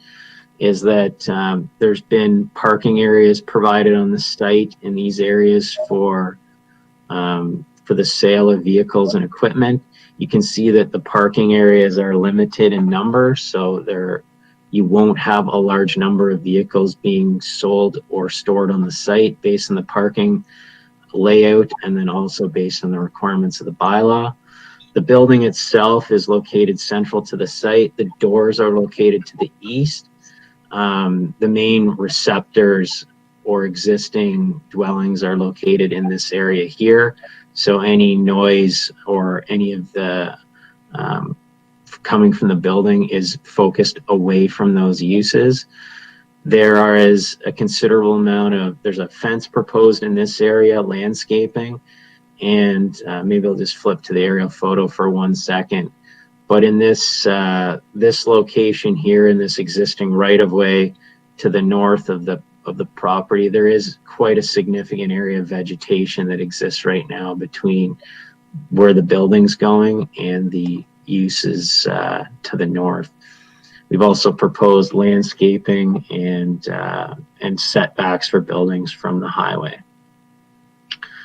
So I believe that provides an overview of the application and the bylaw that we would like Council to consider at this meeting today.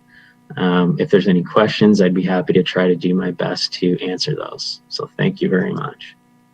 Okay, so any questions from council members? Councilor Martin? Sorry, I meant to get that on.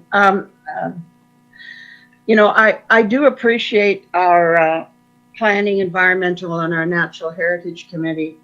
However, this is a quiet hamlet on a gravel road with two well-established businesses that are in historical buildings, and they've been there for 40 years. I think that it just doesn't compute for me that you would put a garage right at that corner.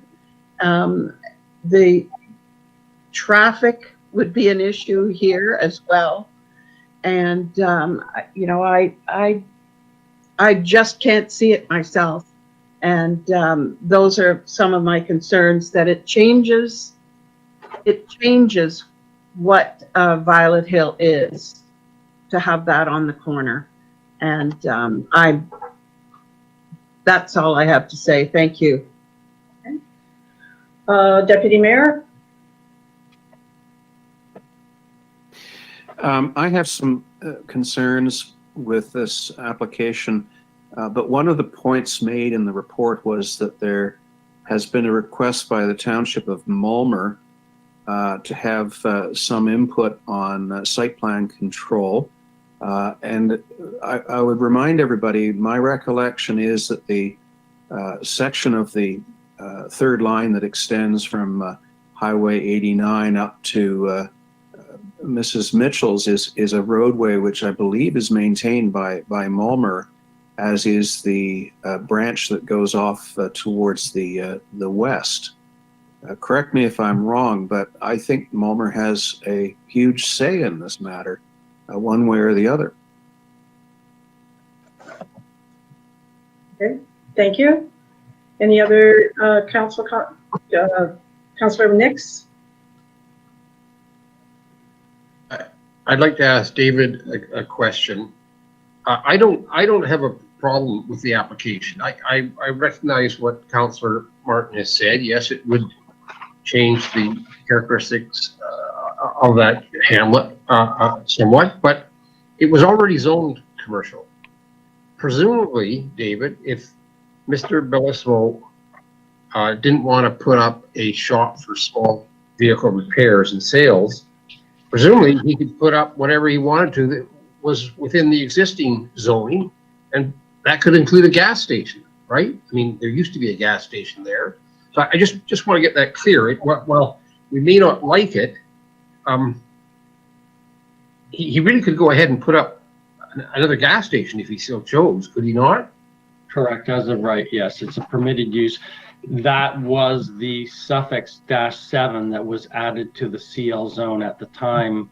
I'm looking at my report here some years ago to add the gas, that use there, yeah. Okay, good. Councilor Maxwell? Through your worship, I appreciate the work that's gone into this. It's been about 2 years now, and I appreciate also the responses of Bellissimo to the concerns of residents with trying to make it into something that is not visually, audibly a detraction from the area. And one of the comments that you made, which are really the points that you've made in your revised proposal, I'd like you to elaborate on a little bit, because this may make some difference to me at least. It says the site plan shall contain building design requirements that direct the building design to contain elements of local agricultural building. Now, having a farm with a barn and things, I have my ideas about what agricultural buildings look like, but could be please respond to that. Certainly. So it's Jamie here. What, let's add my camera back on. In terms of that, what the intent of that provision is to, and that's a note to the bylaw. Building design isn't something that we have the ability to control through Section 34 of the Planning Act, which is zoning. But we wanted to make that clear that when the site plan agreement is considered, that that agricultural design elements need to be completed, need to be considered. So you're right, is design elements that are appropriate are different between individuals. But what the intent of it is that a site plan agreement is agreement between the municipality and the property owner. So both the municipality and the property owner have to agree at the end of the day before a site plan agreement's entered into. So there will be an opportunity for the municipality to comment on those building elevations through that process before entering into the agreement. And that's the intent of including that note to the bylaw. Yes, I understand that. Actually you mentioned building elevations, but it was building design elements of local agricultural buildings I was referring to, not elevations. You mentioned elevations, Jamie. Is that a slip of the tongue or Through your worship to the councillor, no, when I referred to elevations, I'm referring to the building elevation drawings. So it would be those drawings that would detail what the agricultural design elements would entail. So it would be through those drawings and design drawings and building elevation drawings that you'd be able to see what those design elements included. Thank you. I appreciate that that this is a part of site plan involvement, but and it probably will become apparent to you that if this does go through, that the agricultural appearance of the buildings will become something of concern, significant concern, at least in myself. Thank you. Okay. Councillor Martin? Just a comment about someone having the ability to put a garage on that corner. It would be very poor business planning to do that since there is no entrance onto Highway 89. Thank you. Okay. Deputy Mayor? Just going back to that theme, am I correct that it would be Mulmer that would grant the entrance off the extension of the third line because they have responsibility for maintenance of that road, or do we grant that entrance because MTO refuses to honor the historic entrance off 89? Mr. Dunmore? So that section of third line is the responsibility of the Township of Mulmer. So do would we they, grant? so do they have to grant access onto the third line to this location, or is it already deemed accessible? In other words, the entrance that's there is considered approved.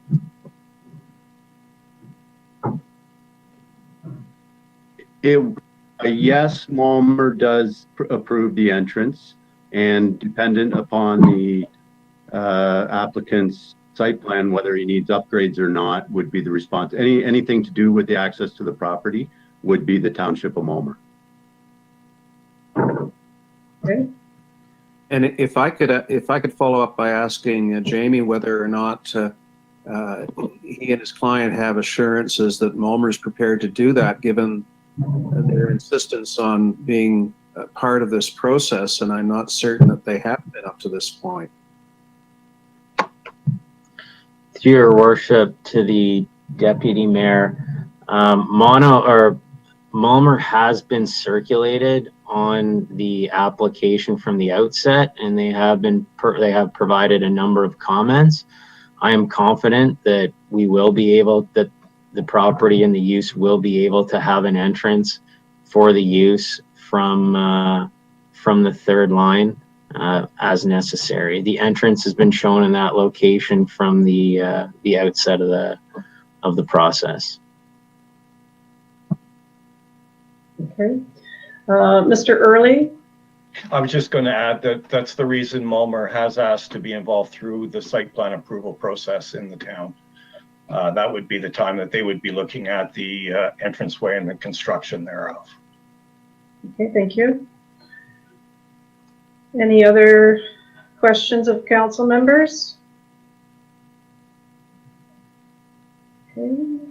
Seeing none then, now I'd open it up to any questions from the public. So if you could please state your name and your address and pose your questions or comments. Hi, Can you Hi, hear me? Hi. Yes. So my name is Heidi Bofeld. I'm at 14 Big Tree Circle in Mulmer. You do know I own Mrs. Mitchell's Restaurant, Granny taught us how, and my parents' residence still in Violet Hill. I think you're all the same council members, so you do know how I feel. I'll just highlight that Violet Hill is indeed a hamlet. It's a quiet little street with 9 houses and a restaurant and a retail store. So it's not like it's a town with a main street and a commercial area and an industrial area where you might find a repair shop. So I also have a lot of importance with the historic significance of my parents' buildings and the restaurant. And the quaintness of the village, just maintaining the quaintness of the village, because we do create a lot of tourism for Mono, and it is that exact thing that keeps the people coming. So visually was always my concern. But now with the COVID situation, phase 2 forced us to have to do outdoor dining. And that's the biggest change for me, is that we now seat in front of the restaurant and at the side of the restaurant. And it's been received so well. It's been incredibly challenging for us from a service perspective, but it is stunning. And so our intention is actually to continue with outdoor dining. And that could potentially be more of a problem for me, because in the 5 weeks that we have been open outside, they've also been doing the road work on Highway 89. And it's amazing how much you can hear. We could hear actually 2 fellows at the bottom of the road with the stop signs having their full conversation across the highway, which isn't to say people shouldn't be talking. It's just as people are eating, that's what they're listening to. So I'm now outside serving from 12 noon to 9 p.m. And initially, I was always concerned about the visual impact of this garage, because although it is 2 axle vehicles, they're still not, 2 axles isn't a small vehicle specifically. And I just want to maintain what Violet Hill is. My other thing is Highway 89 going into Alliston. Mr. Bellissimo does own a property going into Alliston. It's on the northeast corner, across from Alliston Auto, beside a GMC dealership, down the road from Napa Auto Parts. Yet he has done nothing with the property. And for me, that is the perfect location for something like this. It is for sale. Mr. Robinson can confirm this, perhaps, that Mr. Bellissimo is also a RE/MAX real estate agent in Alliston. Is that correct? Do you know that? I'm not aware of that. Okay, it's his photo, and he holds the listing on that property. So my concern is, if he were to get the Violet Hill property rezoned, would he sell it, because he is an agent, and make more money obviously this way? And then what's the property going to be? So again, it's just maintaining what Violet Hill is. So I really hope that my local council members, who hopefully support me, would not allow a garage right beside the restaurant. It would never be beside the cliffs, beside Terranova Public House, beside any of those places. And that's just my biggest concern. So that's it. Thank you. Thank you, Heidi. Is there any other members of the public that wanted to comment on this application?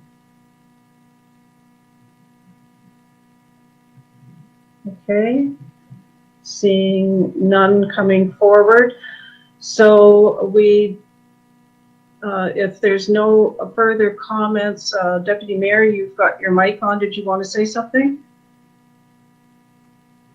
I'll wait until the motions are introduced, and then I'll indicate my position. Okay, thank you. And for the record, I'm not in favor of this change in zoning. I understand Councillor Nick's comment that it could be a gas station, but quite frankly, I think anything in the retail sector would be more appropriate for that area. Already, parking is a large issue. The traffic on the highway is a large issue. And as you well know, we have the impending application for aggregate operation coming forward. So I really don't feel that this is an appropriate use of that property. So having said that, if there's no further comments, we will close off the public meeting and resume the regular meeting of council. Could I have someone to move? Moved by Nick and seconded by Martin. And call for the vote. How do you vote, Deputy Mayor? Yes. And Councillor Magdalow? Yes. Councillor Martin? Yes. And Councillor Nix? Yes.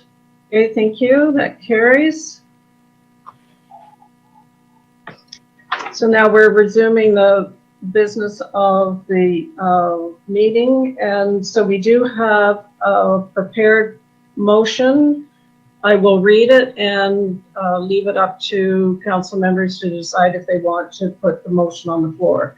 That we introduce and give the necessary readings to a bylaw to amend comprehensive zoning bylaw 78-1 as amended to change the permitted uses on part of west half of lot 32, concession for EHS to permit the use of a small-scale vehicle repair and sales shop that would be signed by the mayor and the clerk and sealed and engrossed in the bylaw book.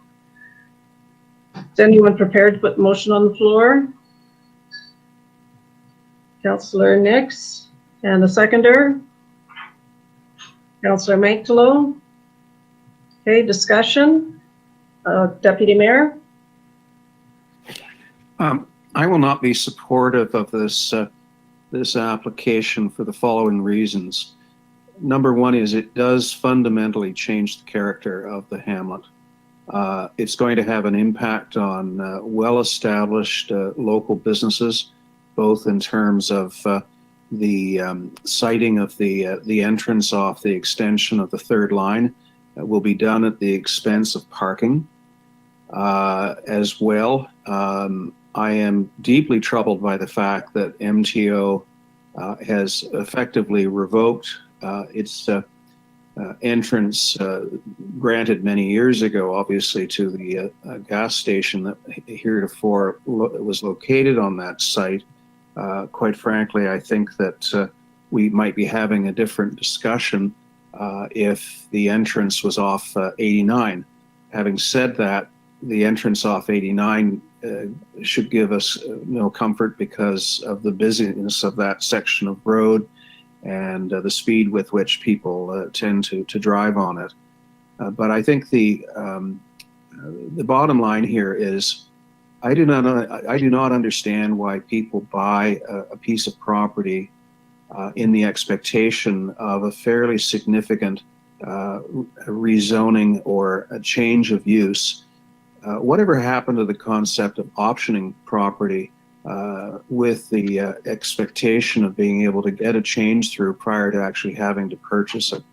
I say that as an aside, but as I say, I cannot support this. Changes the character of the area. I know that it is zone commercial. I know that something worse could theoretically be built there. But as Councillor Martin has pointed out, so much is contingent on being able to drive off the extension of the third line, and that becomes problematic for many of the other uses that could be contemplated on that triangle. Thank you. Okay. Any other comments on the motion on the floor? Okay, I'm going to call this as a recorded vote, please. And I don't know how we do this virtually, Mr. Simpson, but we do have the written motion that I sign off. So that does that qualify? Or I think that if we just call for, we'll have the clerk call for the vote as opposed to you, your worship.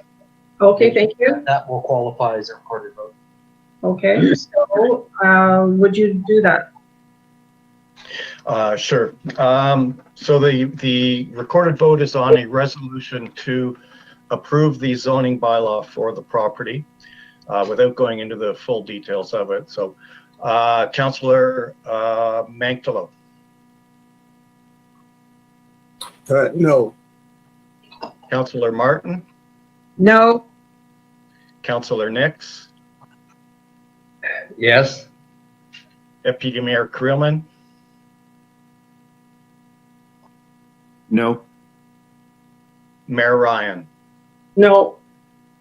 That motion is lost. Okay, thank you.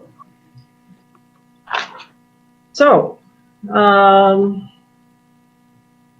that completes that item. So thank you very much, Mr. Robinson, for attending. Your worship, Yes, for the record, because this is a zoning bylaw matter, I'm wondering if council would like to do a motion to deny the application. You don't have to. The fact that there would be no decision made on the matter does give the applicant the right to appeal, but I'm wondering if you want to provide the further direction of a direct denial of the zoning amendment. Your call. okay, yes, I think that would be wise. So would you provide wording then?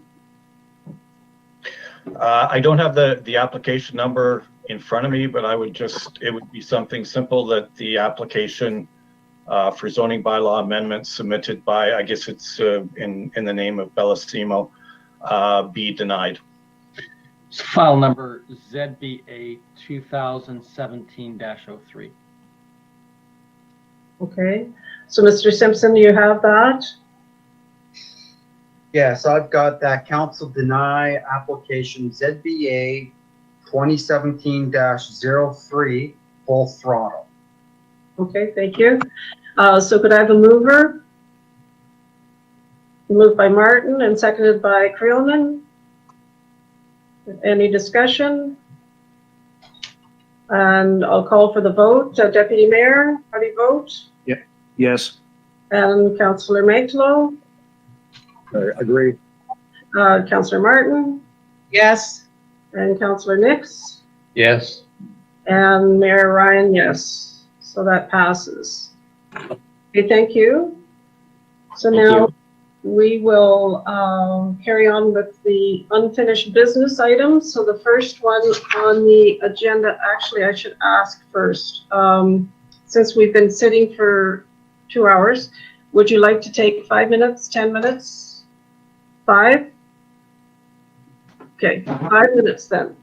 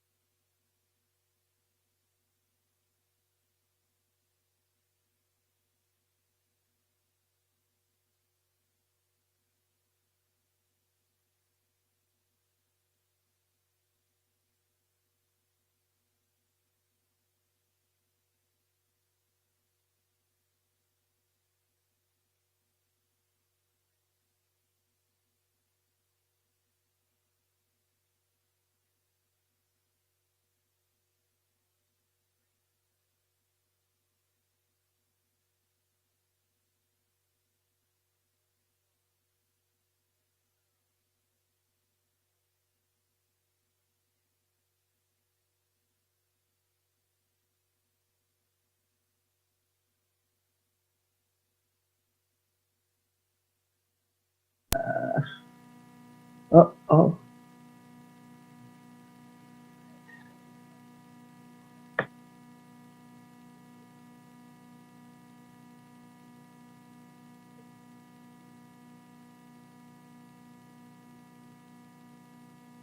Thank you, thank you.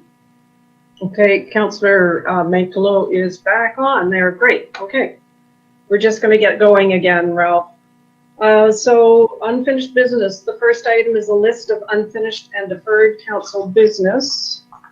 Was there any questions, additions, deletions? Mr. Early, your mic?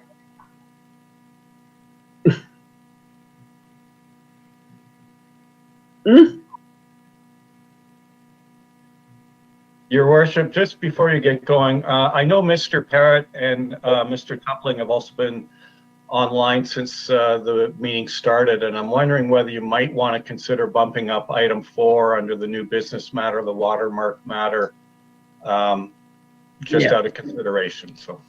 Yeah, well, if everybody on council is in agreement with that, okay, so we will hold off on that item of 1, and we'll go to new business number 4, Watermark sewage treatment plant repairs. And Mr. Early, you did provide us with some background information. And did you have any further comments? No, I did discuss the matter with Mr. Wilker as well. So I think at this position we're happy, or not happy, but we're sort of satisfied with that the request meets the intent of the responsibility agreement and could be made at this time. It meets the intent of the agreement. Okay, then thank you. And any questions from council members? Councillor Mankalo? This fracture of the drive shaft, it gives me great concern. Is this something, this is a rhetorical question, but is this something we're going to be doing every 10 years, replacing a drive shaft? I think that this is an equipment that it has the smell of something that was not designed well. And No kidding. no pun intended, Mark. I can see you smiling there. I think this is something we should do something more than give money to it. And I would like to see an engineering assessment of the problem. Did this drive shaft break because we also had a bearing failure, by the way, and I'm not an engineer, but I am surprised that we had a bearing failure in a relatively low speed piece of apparatus and then a shaft fracture. I suspect there's something wrong with the design of asymmetric loading or something or other, or inadequate stress supports or something. And I'd just like to be sure that we're not just paying $160,000 and then coming up in 2 councils from now we're doing the same thing again. So I would like to see an engineering assessment of this as an attempt to find out what the reason was this happened. Mr. Early? I don't know if Mr. Tupling wants to add anything, but I know that there was always, I think, a fear with the original loading on that shaft, whether there would be a problem with the shaft down the road. I don't know whether this is strictly a wear and tear matter or whether it was related to the previous failure, which just to advise council and remind you that whole issue regarding the original failure and design is still a matter of a lawsuit between parties, and that will certainly address some of those engineering issues. Okay. Okay. And is there anything else, Councillor Mankalo? Well, I appreciate your comment, Mark. Could you elaborate a little bit on this? How this is going to address the engineering issues? It seems to me that we have a specific problem here now, and this would be a good time to address them when it's broken. and that this is the time to have an engineering assessment.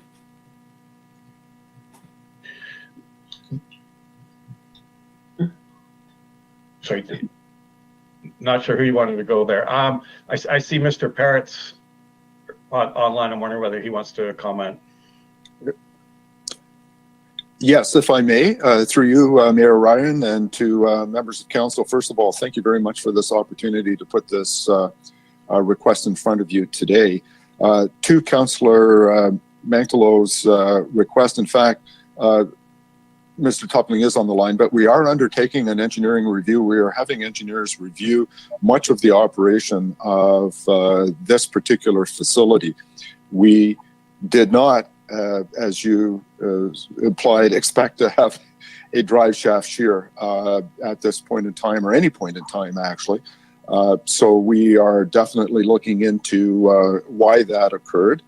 And at this point in time, we have a number of thoughts, and but we want to know, and we want to assess the viability of the continuing operation of the facility.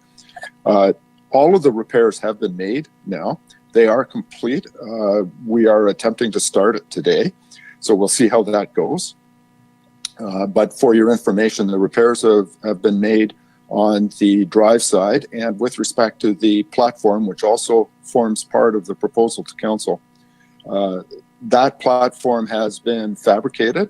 Part of it has been installed and part of it is waiting for the completion of the restart because it's in an area of the contactor that it would be problematic for workers to be working there while we attempt to repair the rotating contactor unit.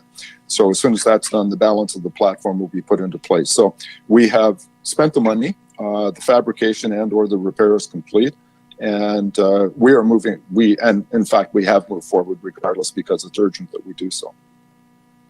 Okay, thank you, Mr. Perot. Jack, would you like to comment on this too?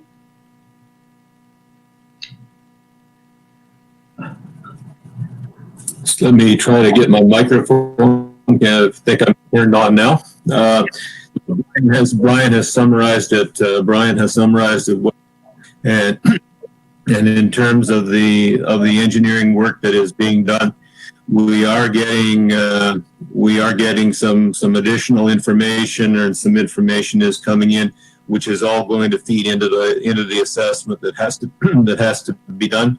So if we can, we'll certainly be prepared to discuss that, because as Brian has said, we want to understand what is what's happening, and so that because this is this is not a problem that we want to see recur. Okay. Yes. Thank you, Mayor Ryan. Just to follow along with Jack, we recognize that the town of Mono has a connection to another facility as well. And we always appreciate the good working relationship we've had with Mr. Dunmore and with the CAO, Mr. Early. We've had these discussions with them in the past prior to this report going forward. We have always been willing to share observations and our learnings with respect to this facility.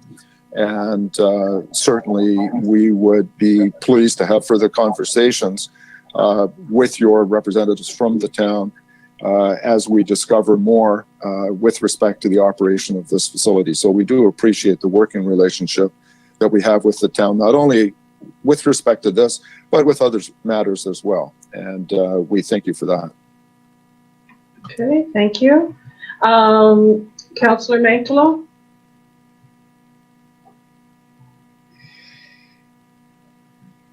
Thank you, Your Honor. This may be laboring the obvious, Brian and Jack, but will you be asking the question, why did these failures occur? Why did the failure occur in bearing, and why did the strut fracture? Will you specifically be asking those two questions of your engineering study?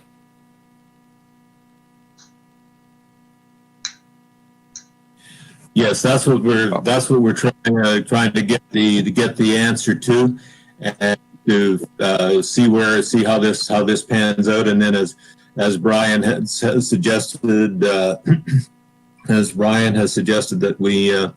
we could have, perhaps it would be opportune then for us to have some further discussion with your staff. And before I go any further, I want to apologize. It's been away from council. I should be directing my answers through the mayor, and I apologize for that. But but yes, we are going to try and understand where the questions are and where the problems are coming from and what's there. And that's part of the information that we are in the process of gathering. Okay. Deputy Mayor? Thank you. And this is a question that neither Brian or Jack need to answer. But in the course of your investigations, have you looked at other installations that involve the same equipment to see whether or not this is a one-off, or whether or not there's a systemic issue with the equipment and the manufacturer or the installation? And again, I understand, I appreciate you don't need to answer that. I'm just saying that that may be an avenue of inquiry you want to pursue. Yeah, Brian? Yes, thank you, Mayor Ryan, and to the Deputy Mayor. The short answer is yes. I think I would withhold judgment at this point in terms of making some judgmental comments, but the answer is absolutely yes. That's been part of our research as we review this particular system and try to seek answers with respect to why we are experiencing the issues that we are. Okay. Councillor Nix? Yeah, I had a question for Mike, I guess, through you, Your Worship. Mike, the same design was used at Brookfield, so have they been notified of this failure? They own that other plant, but it's the same design, I believe. Brookfield is aware of the ongoings of Watermark's facility. They're not identical designs. Ours is quite a bigger shaft in operation, and Brookfield is aware of the situation, very well aware of the situation. So yes. Okay. So if there is nothing further, we do have a motion for consideration.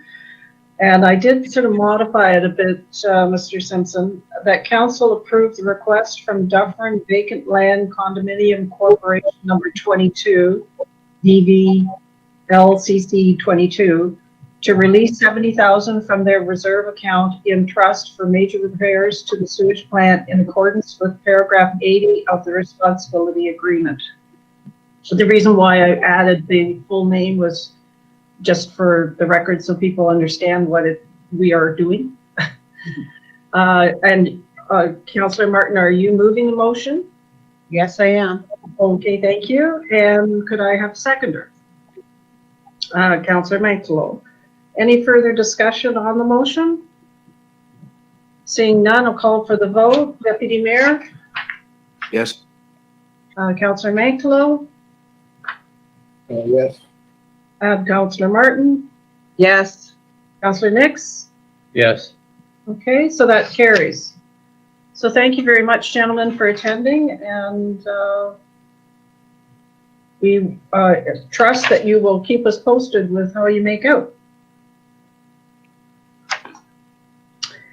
So now we are going back. Thank you very much. We appreciate your. Okay, thank you, Jack. So we're back to the list of unfinished and deferred council business. Does anyone have any questions, deletions? Councillor Nix.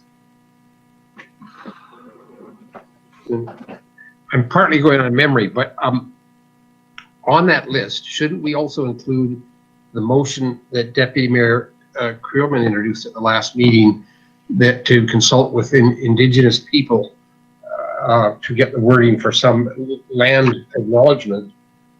Shouldn't that be on the list? And if so, I was struck in the report that we're going to have on Schedule A from the Upper Grand School Board that they have right in their report an acknowledgement, which I'm no expert on this, but the wording seemed very good. So maybe what we're looking for is right in front of us. Well, I think at the time, the discussion centered around Mark's research with other at your DMO or whatever meeting it was that you had, and there is a lot of work that's being done right now at the county level. Yeah, Mark. Yeah, I thought I forwarded an email out to council. So what transpired was, I guess, a similar notice of motion was I believe from Deputy Mayor was put forward at County Council as well. The county, Daryl Keeney at the county is working through the museum and has made contacts with most, if not all, I guess, of the local groups that would be involved. So they are, the county is trying to put together a land acknowledgement that would not only work for the county, but for all municipalities in the county, because I know Malmer's looking to move ahead with this as well. So I see Grand River has one, but Grand River, I mean, we've got 3 other rivers within the town of Mono. So I expect there will be some differences, but a report is supposed to be coming forward at the county in early September. So I think that's going to be a consistent approach for all of Dufferin. I think that's the way to go. Okay, Deputy Mayor. Thank you, Fred. I had neglected to ask that be put on the list, but it should go on the list just so that we don't lose track of it. I have another question, and that is item number 2, the legal and engineering service providers review. And the notation on that is this motion be deferred to a future date, perhaps in July. Now, it's been subsumed a little bit by the procurement policy review, but I don't want us to lose sight of the fact that we specifically singled out engineering and legal for RFPs that would hopefully take place by the end of the year. And according to the motion that I introduced and I believe was passed, provision, well, I don't know, maybe we tabled it, but there was provision made in that for carryover of existing work by the current providers if there was a change in provider. But I think it's important that we not lose sight of the fact that we were asked, and we should be considering RFPs for those 2 essential and fairly costly services that we purchase. Okay. Councillor Mangelo, did you have something? No, I'm sorry, I'll turn my mic on. Okay. Mark. I was just going to say, I was just waiting for the procurement bylaw to get changed, Deputy Mayor, and we can certainly have this on the next agenda. Okay. Okay, so if there's nothing further on that, then we carry on to the procurement bylaw update, and Les provided us with a report regarding that. Is there any questions regarding the information provided? Deputy Mayor? Appreciate the new wording. For clarity, I think we need to specify when the 5 years starts, when the clock for the 5 years starts ticking. I'm prepared to concede that the accounting services was recently changed, and maybe the 5 years should go to the date that we made that change. However, for the other services, I think it's important that we acknowledge that there is a motion in front of council. And as I say, I forget whether we tabled it or deferred it or something of that nature, but I don't think the 5 years starts when we pass this policy. I think it has to be, acknowledged that we proceed with the RFPs on those two services. I know that Fred has an interest in the water. So for clarity purposes, I think we need to specify when the 5 years starts in each of the instances. Hey, Mark? Yes, I think what we'll do for the next meeting is also make council aware of all the various contracts we do have. One other consideration, and it goes to Deputy Mayor Creelman's comments, is you also don't want to be faced with, 5 or 6 contracts that you're going to have to go to RFP all in the same year. So I think you want to stagger your RFPs too, so you can have a look at all the services and from there go on as to the timing that you may want to see the 5 years or the RFPs be let in the future. Okay. I'm fine with that. Okay. Any other comments on this? Councillor Mantalo. Through your honor, I'd like to ask for some clarification. I guess from Les, I'm looking at the Schedule B, and it lists the Schedule A, which lists the different procurement processes. The two that are the biggies I like to consider anyway are the RFPs, the request for proposals, and the request for tender. My confusion occurs when I come down to Schedule C and look at 3 and 4. Request for proposals and request for tender. But it appears to me that they really are relate to the dollar amount of the process rather than whether or not there is a clear concept of what the ask is. The difference between a request for proposal and a request for tender is whether or not there is a clear or single solution. If there's a request for a clear or single solution, it's a request for tender. And if there isn't one, for instance, I would say the Parkette would probably be a request for proposal because there's no clear solution to the deal. So when I go down from Schedule B, when I go to Schedule C and it says a request for a proposal, it's only for items up to $50,000.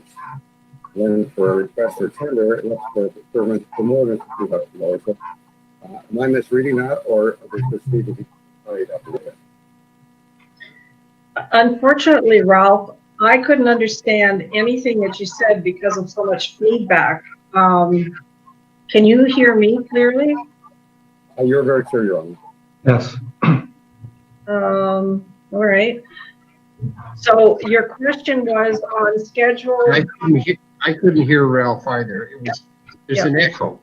Yeah. So your question was regarding Schedule B and the differences between item 3, request for proposal, and 4, request for tender.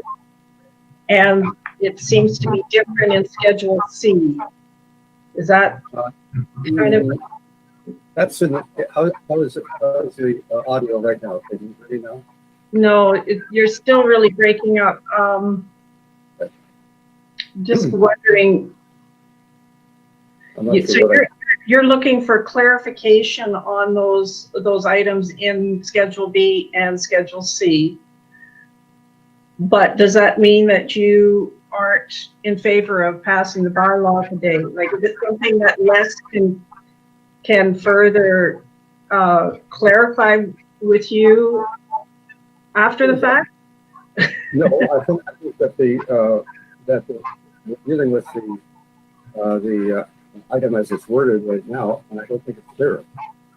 I think that I'll try again. How's my audio now? It's still kind of sketchy.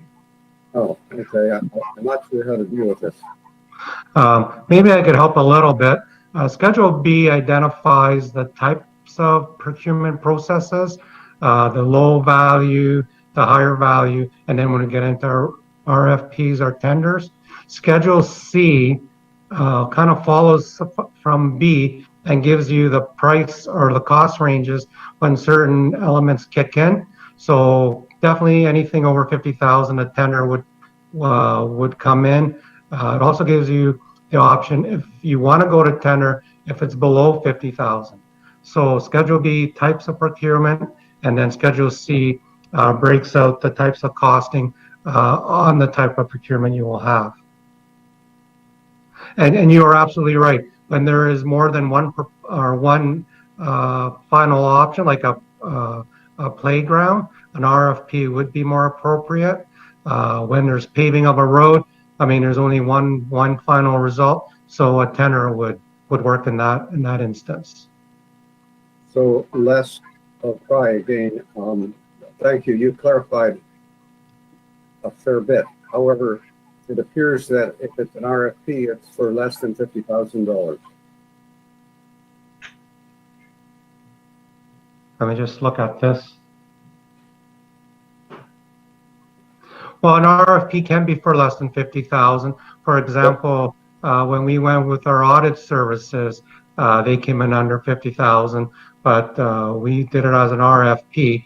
Even though their final result is audited statements, each auditor goes about the process differently.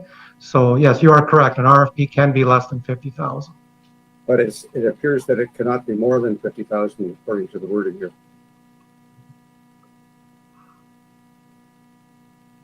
I think it says if it can be over 50,000. No, it says less than 50,000. Under the point number 4, request for tenders procurement. So this is value for more than 50,000. It does say if more than one solution exists, if it's over 50,000, an RFP can be issued if approved by council.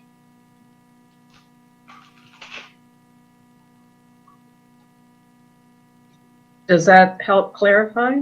Oh, your mic's off, Councillor Ralph.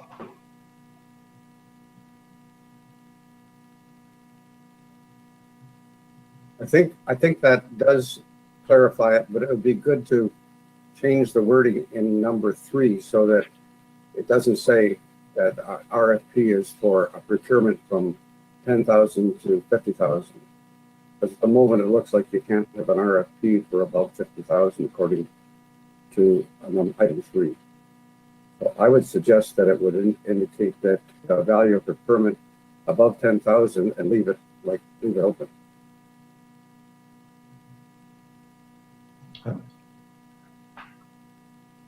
Okay, Les, did you have a response to that? Oh, we could make that change. That's easy enough. Yes. Okay. Deputy Mayor? I agree with Ralph on that because an RFP that bottoms out at 50,000 is somewhat ironic because we would be looking at RFPing engineering and legal services, and in a given year, they may well exceed 50,000. So I think that should be open-ended. The tender process tends to be for supplies and specific construction activities, such as a bridge or the Island Lake Park and that sort of thing. So I think we need the flexibility of the RFP being something that can be applied at the request or discretion of staff, but also between the range of 10,000 plus. Okay. So if there's nothing further, we have a motion to consider that we introduce and give the necessary readings to a bylaw to procure goods and services that be signed by the mayor and the clerk for the town of Mono, sealed and engrossed in the bylaw book. Do I have someone move that? If I could interject, Madam Mayor, perhaps add to the wording as amended, and then we'll work on the amendment for the wording both Deputy Mayor and Councillor Mantolo suggested. That way we can move forward, and then we'll provide final copies for council. Right. Okay then. So is there anyone prepared to put the motion on the table? Councillor Nix, and seconded by Deputy Mayor Philman. If there's no further discussion, call for the vote. Deputy Mayor, Yes. Councillor Mantalo, Yes. Councillor Martin, Yes. Councillor Nix. Yes. Okay, so that carries. Okay, thank you. Thank you, Les. And so now we're on to Island Lake Family Park tender update. And we have the information from Kim regarding the closing date for the tenders has been extended to August 5th. Is there any questions in this regard? Councillor Creelman? Deputy Mayor Creelman? At the risk of being controversial, have we sorted out the issue of the parking and the location of the parking?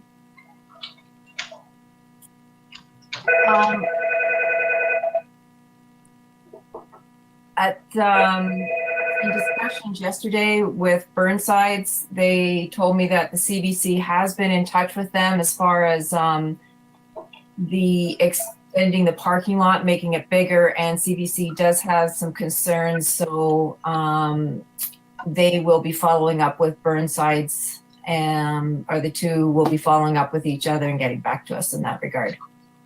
Okay. Deputy Mayor? It's not a question of making the parking lot bigger. It's a question of extending it up towards the first line. Sorry, I Yeah. said that inadvertently, but yeah, exactly what you mean, extending it up towards the Okay. first line. Yeah. And I hope we are also providing for some kind of gate at that end if indeed we can do that. That has been considered at this point. Okay. Anything else on this? Okay, seeing none, then we'll carry on to section 5, new business. The first one is the Fieldstone Parkette tender. And Kim has circulated the information regarding the tender results. So is there any questions on the report? Councillor Martin? I have a couple of questions. One of them being not a great fan of teeter-totters. And where are the swings? And do we need 2 slides? And just a couple of things, like the quiet grove. What did I write down? It looks like the naughty step to me. You know, like if somebody's not behaving, you're going to be sent in there. And I'm not sure that's what what we really, I don't know. There are just a couple of things that are odd for me. Council, I've invited our summer student, our student Emma Holmes, to join us in on this. Emma had worked very diligently with myself and Cheyenne Hancock in this, but Emma was my right hand for sure. So Emma's here as well to help answer some questions, as I felt it was a great learning experience for her too, to be involved in council. So Emma, feel free to jump in here as you can. So just in regards to a couple things, definite reason for not putting the swings in is because swings in recreation terms are referred to as very expensive real estate. Swings take up a lot of area, and you know, they may provide play for about 4 people. And yet the surface underneath them, what we refer to as non-encroachment zones, is huge. And non-encroachment, I guess, is referred to as safety zones. So swings we do have out at Island Lake Park. And so we felt that because we already have a set of swings up in the area, that putting them in at this location would take a lot of our funds when we already had those. Teeter-totter, we don't have a teeter-totter out at Island Lake, so this, or at any of our other parks, because for a number of years, teeter-totters were taken out of playgrounds because of some of the safety issues. Teeter-totters have now been rectified, and a big portion of that too is the rubberized surfacing, so no longer are you bumping on a hard surface, you're on a soft surface, plus teeter-totters come with rubber bumper pads on the underneath part, so they've come a long way since the days we had to take them out of playgrounds, and they are used quite extensively. The kids do enjoy them. The quiet zone that you referred to, those are put in as one of our accessible play features. A lot of children who go to parks sometimes just want to go somewhere and sit and do what we refer to as quiet play.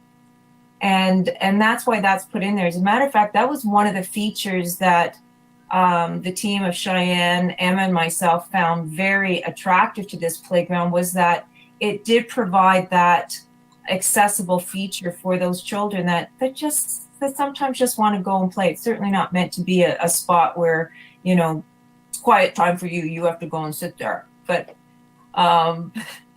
who knows, it might get used that way. But that's certainly not the intention of it. It's more intended for those children that prefer to go to the playground and just, there's 5 different play features in that quiet zone, by the way, too, different things for them to play with that's been incorporated into those walls. Okay, Deputy Mayor? Like Councillor Martin, I'm not sure about 2 slides. I think maybe 1 would do. I always like the swings. And of course, there's now different materials that are at the base of the swings as well. My question, however, has to do with the tender price. And that is it inclusive of the site preparation? Or does the site preparation, is there a different dollar value for the site preparation to enable Play Power LT Canada to install and surface the materials? And finally, are we coming in on budget, under budget, over budget on this? Great question. I know the site preparation can be a little misleading, or so the way it works is, for this tender, what we did was we took the site preparation and it was included for economies of scale with the Island Lake tender, because the big machines would be over there. And so we thought, rather than paying to have the big machines brought in twice for 2 different tenders, economies of scale told us to include it with this tender. So what the playground people were told is that they would arrive on site to a flat surface. When they got there, when they arrived, then what they would need to do is dig down their 8 to 10 inches, which is what is required for a playground. They put in their drainage, they install the playground, and then the rubber surfacing would be put in on top of that. So yes, there are additional costs to this, which were incorporated into the Island Lake tender. Does that make sense? Okay. Oh, and budget, we're coming in actually under budget. We budgeted for this portion 165, and we've come in quite a bit underneath it. Okay, Councillor Macflo?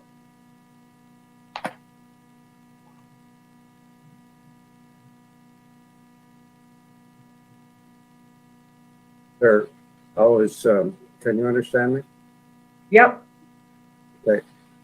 Kim, I'm pleased to see this coming to near fruition. Very pleased.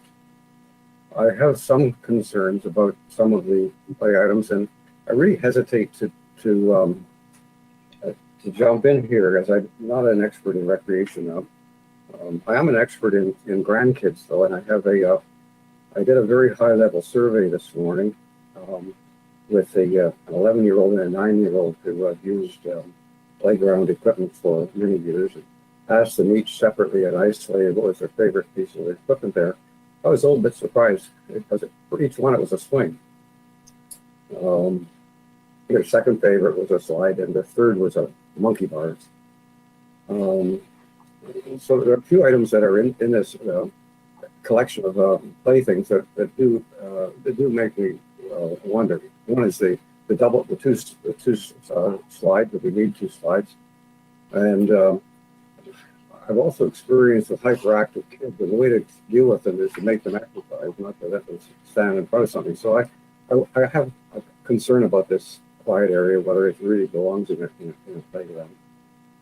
I recognize your comments about the teeter-totter, and I'm sure that the new things that have done have helped to deal with some of the leg injuries that occur, etc.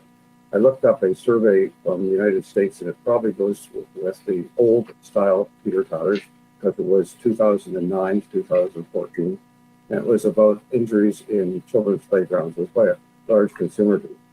To my amazement, teeter-totters had the largest number of accidents, and there was actually 3.5 times as many accidents on a teeter-totter as there was on a swing or a monkey bar or a slide. Those three were all pretty low people.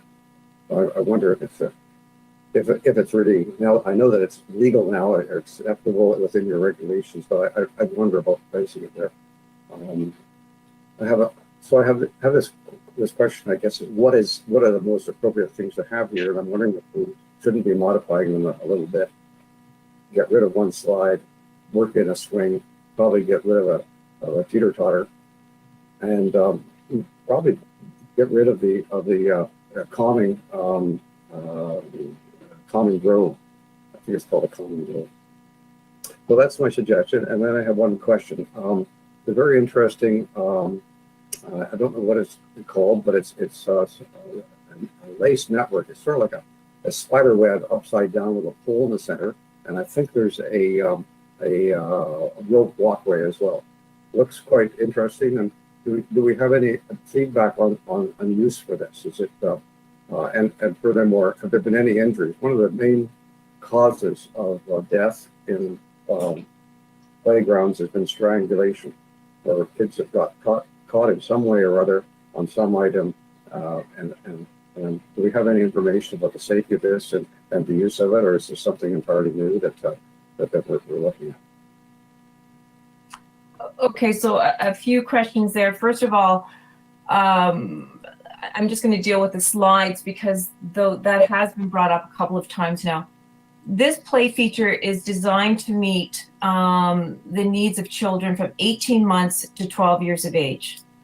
There are two different slides in there. One would accommodate the children between 18 months and 5 years of age, and the spiral slide will accommodate the children between the ages of 5 to 12 years of age.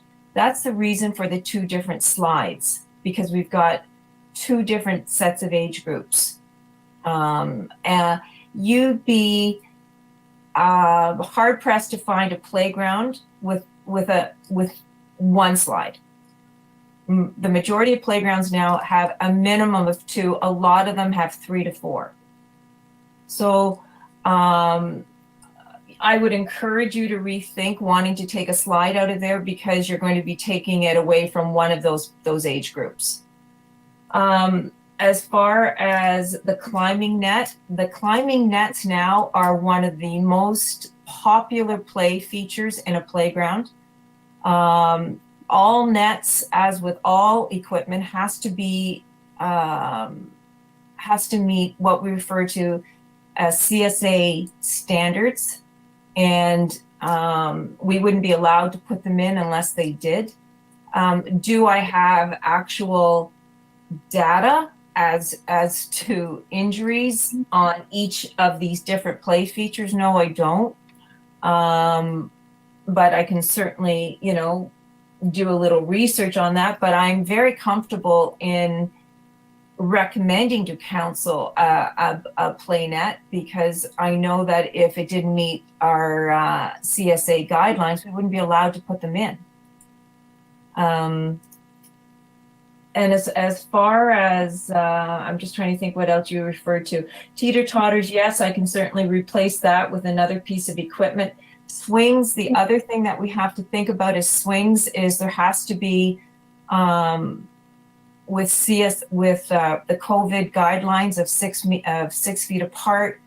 There are some playgrounds who have removed, you'll have 4 swings and they've removed every other swing seat because of the 6 foot clearance.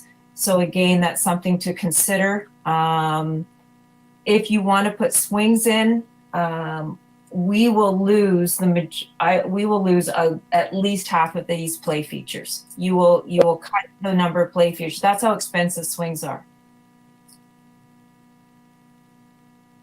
Okay, thank you. I appreciate the information about the net. I think if I was a kid again, I'd probably want to climb on it. It might be the first thing I go to. I would favor getting rid of the teeter-totter and the calming place and putting the swing in its place, but I'll leave that to you, Tim.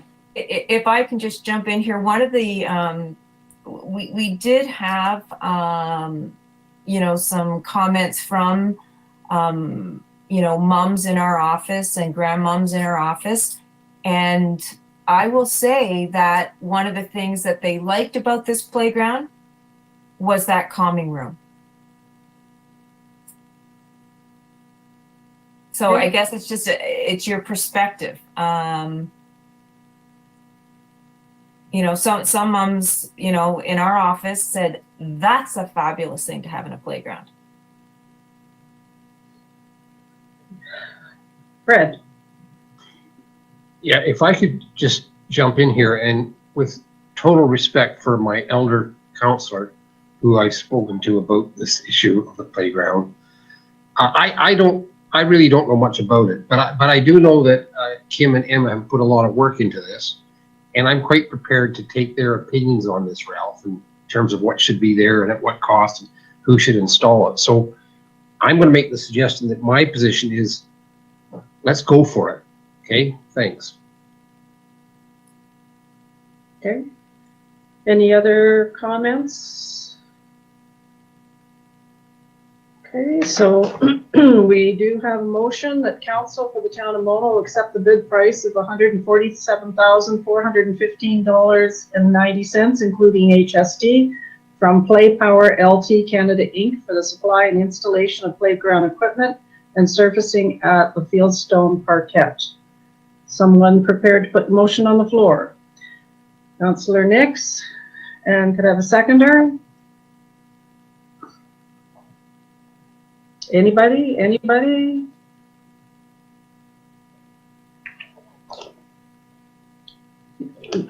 Deputy Mayor Curlman, you going to second?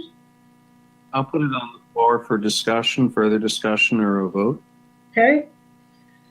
And so, further discussion.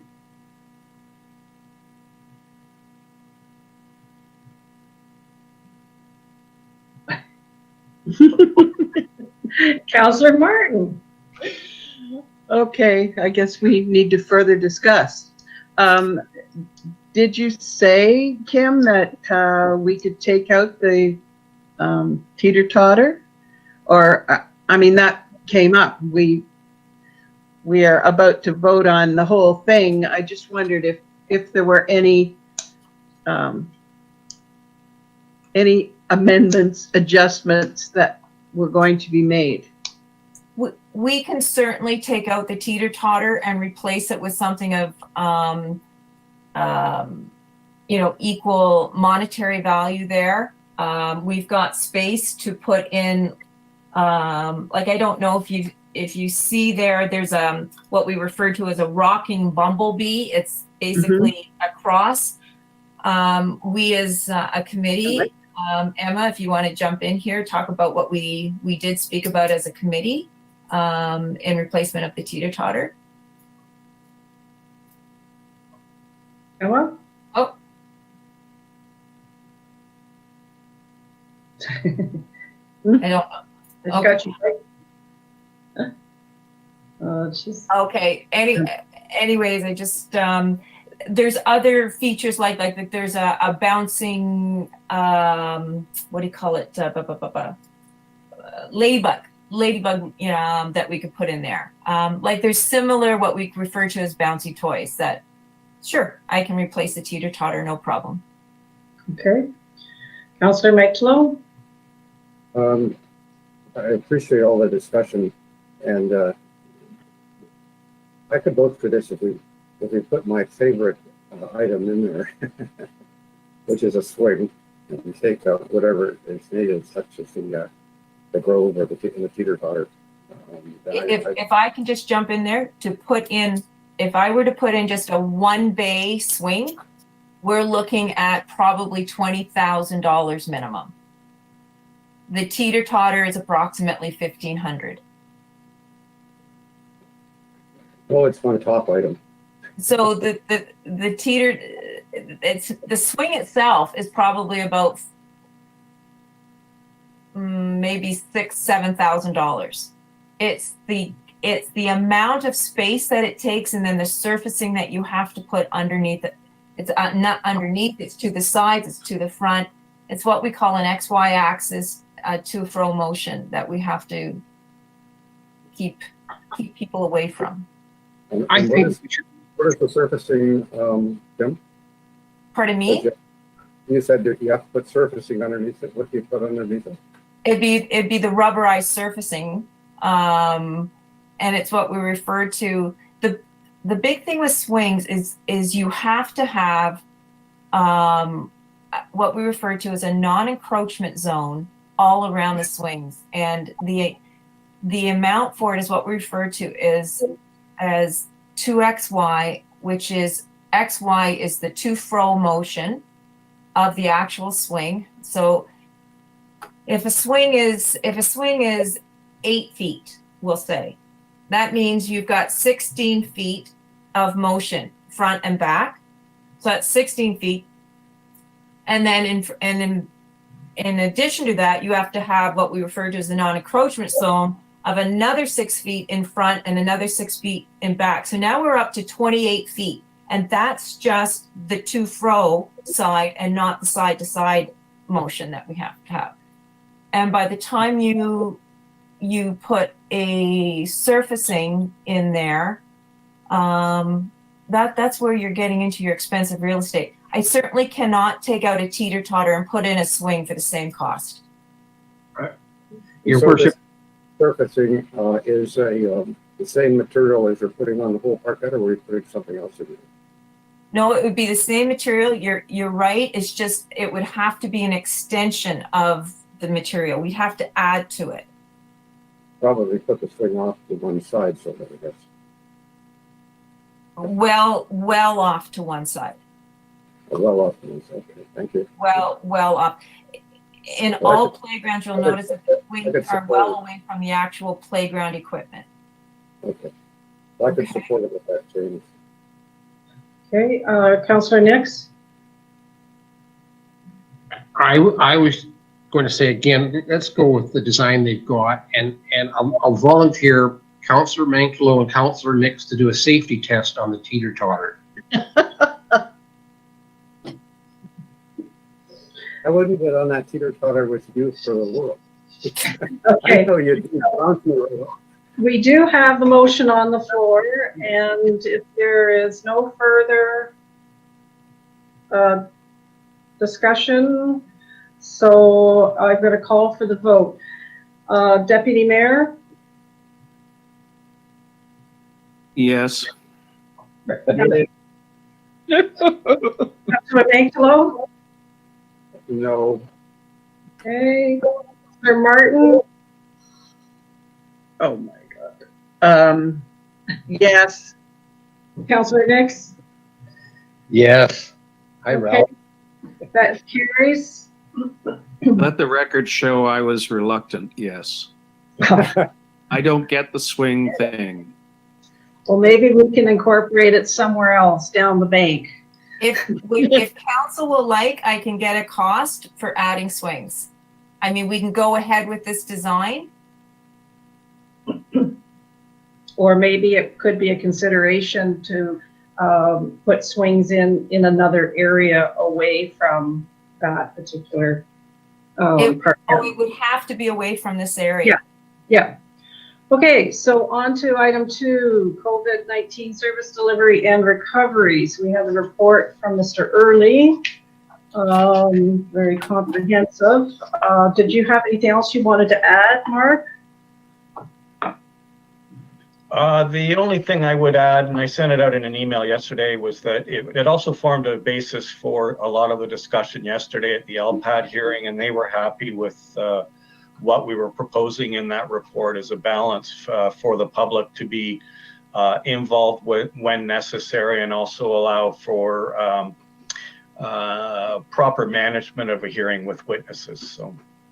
Okay. Other than that, I didn't have anything more to add, other than the thanks to Mike, the sneeze guard was installed over the weekend on Saturday. So Yes, and it looks very nice. Deputy Mayor? I'm glad to see that we're going to do a soft opening as of the 4th of August, and that will include the Internet Center. I'd like to be informed if we ever have a situation where more than 2 people on a single day want to use that facility, because I think that it is possible that more than 2 people could, but if the demand is only 2 people, then it's only 2 people. The one thing I would ask is that we advertise the fact that it's open, and that we don't bury it in the news or something like that. And I'm going to speak to that in regards to another matter later on in the meeting. But I think our residents need to know that as of August 4th, we have a soft opening by appointment, and that includes the Internet Center. Okay. Mark? And that's fine. We can certainly do that. Just one other aspect of the LPAT matter was that we're trying to get some control over when people are entering and leaving for the LPAT hearing, that we're also not impinging on other meetings that need to happen at town hall. So we're going to have a set schedule, and it could be pretty rigid, having people coming and going even by appointments. But I understand Deputy Mayor Krillman's comments, and that's easy enough to address. Okay, thank you. Any other questions or comments on this?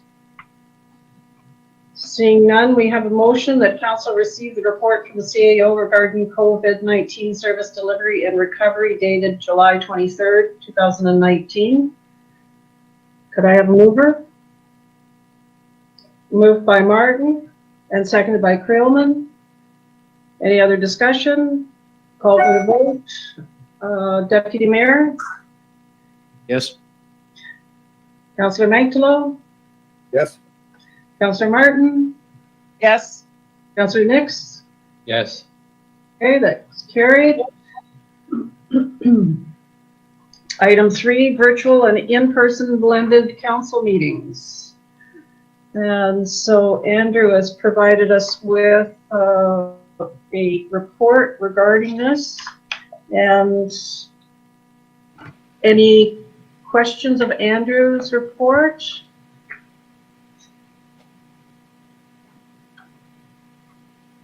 Councillor Mantalo?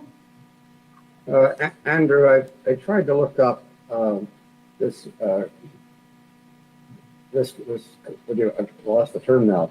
This connection, how this works and why we have a problem in monosyllables. Well, to try and keep it short, how we're using the system right now is that the audio in council chambers is being sent over to the YouTube side from my workstation here. If we have additional people in this room, what would happen is everyone would need to be connected to their own isolated forms of GoToMeeting, so that the audio could be relayed to any virtual attendees as well as getting streamed to YouTube.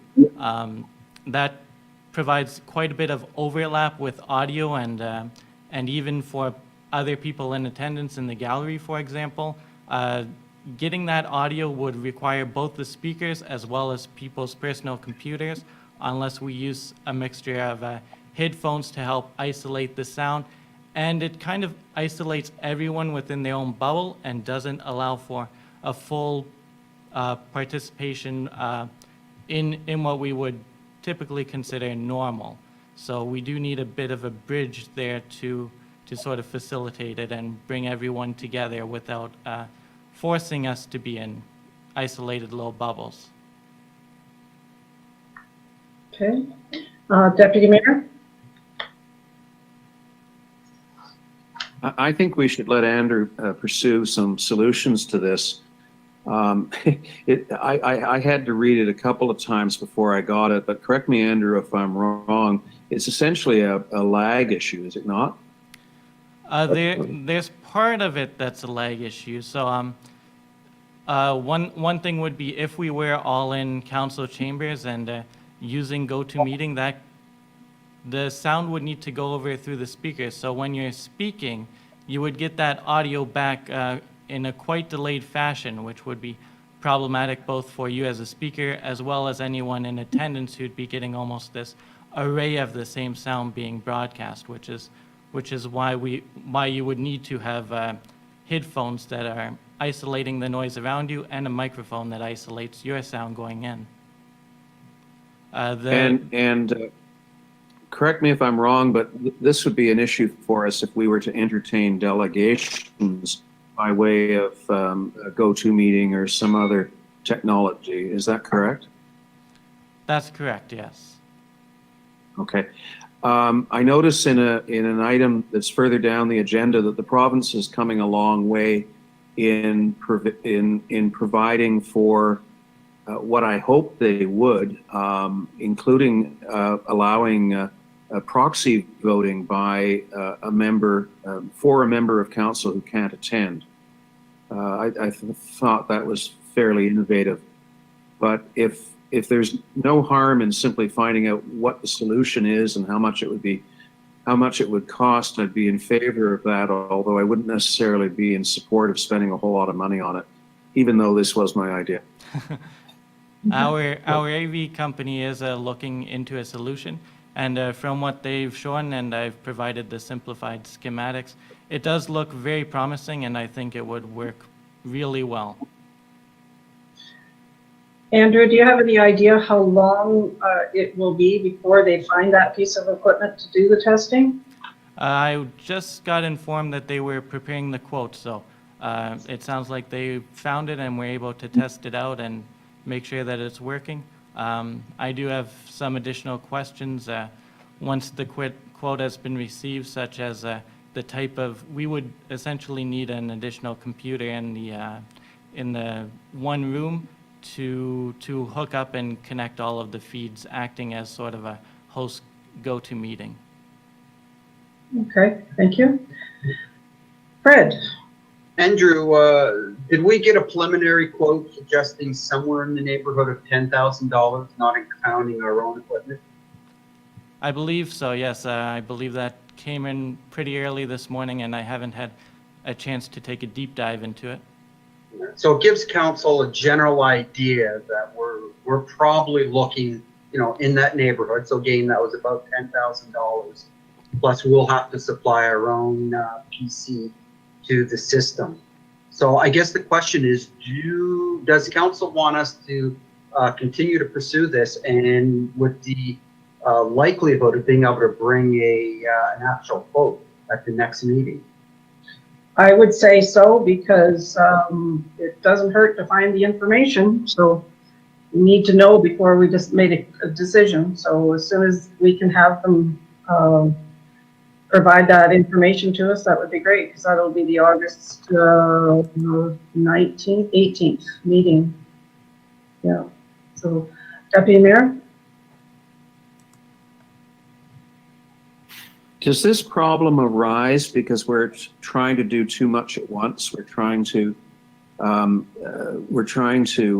stream to YouTube, and we're trying to record. Is it something brought on by the use of the GoToMeeting technology? I guess what I'm trying to get at here is, are there other options? For instance, we record the meeting, but we don't necessarily live stream it if one or two of us have to participate remotely. Recording would be an option. GoToMeeting actually does have recording as a feature. Again, we'd encounter similar issues that everyone would still be required to have their own piece of hardware connected to GoToMeeting, and that we'd still have a lot of the external sound coming in as well. Okay. So if you can provide us with as much update at the next council meeting, that'd be awesome. So thank you very much, Andrew, for that. On to item 5, the growth plan for the greater Golden Horseshoe. So Mr. Trotman provided us with his recommendations. So, David, did you have anything else that you wanted to add to your report?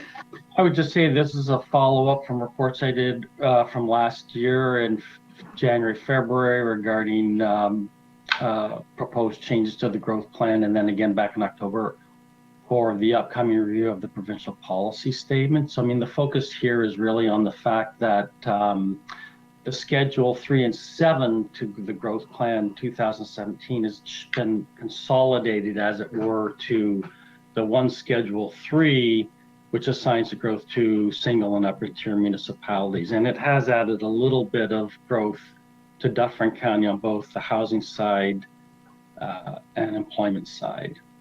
So I tried to reflect my comments accordingly. We have also, you may recall that I did a number of reports on both of these key provincial plans, documents, the PPS and the growth plan, as I alluded to back in early last year and then in the fall. And there was ERO, Environmental Registry of Ontario postings that we provided comments to.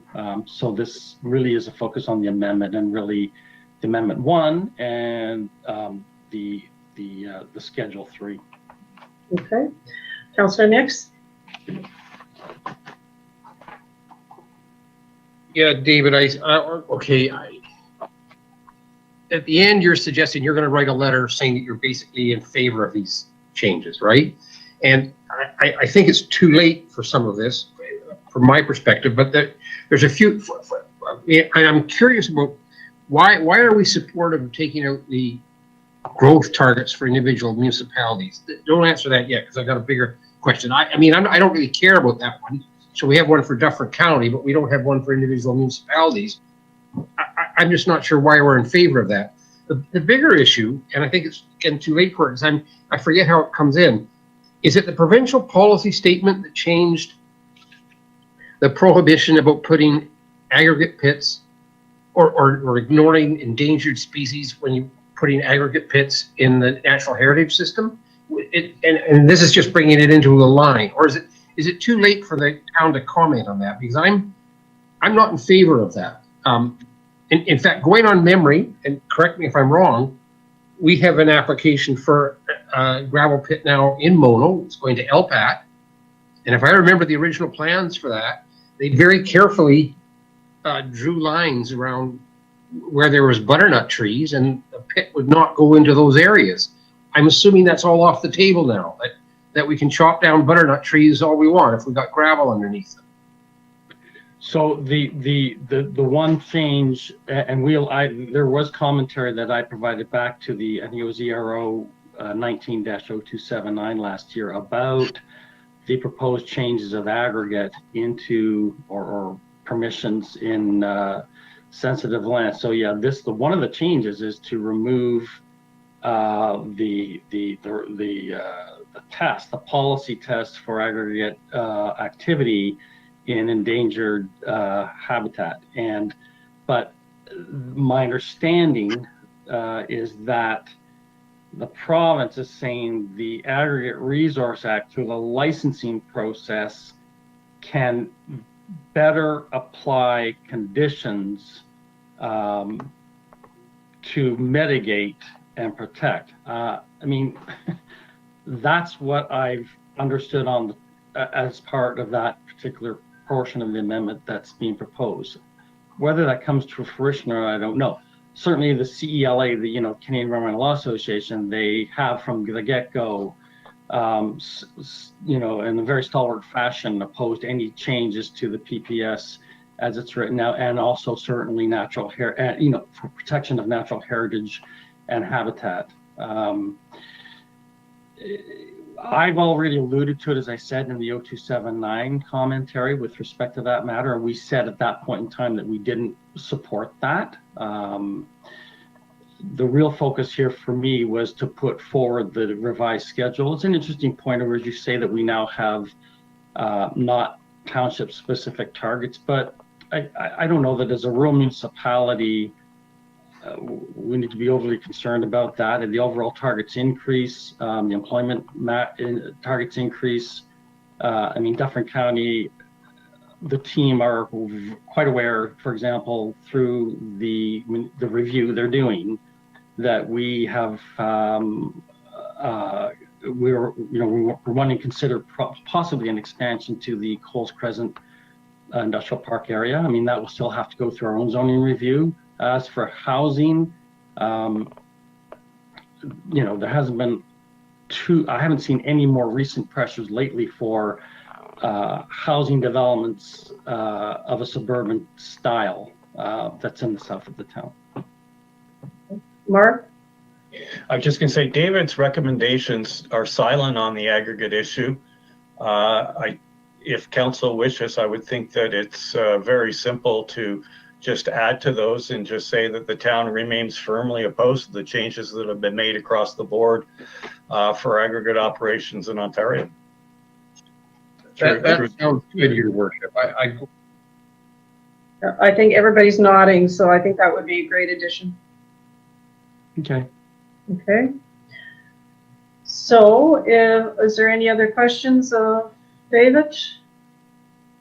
Seeing none, then we have a motion that council receives the Director of Planning's report regarding proposed updates to the growth plan for the Greater Golden Horseshoe dated July 28, 2020. And that council instructs the Director of Planning to submit comments to the provincial ERO postings 019-1679 and 091-1680. And how would we just say, and the town's position on aggregate changes to the Aggregate Act?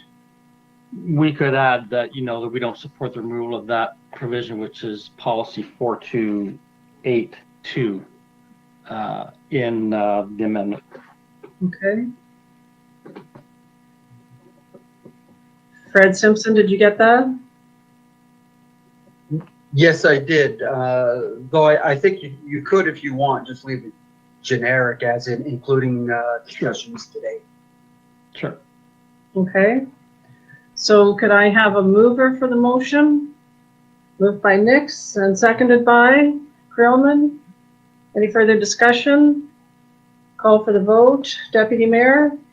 Yes. Councillor Magdalow? Yes. Councillor Martin? Yes. Councillor Nix? Yes. Okay, that carries.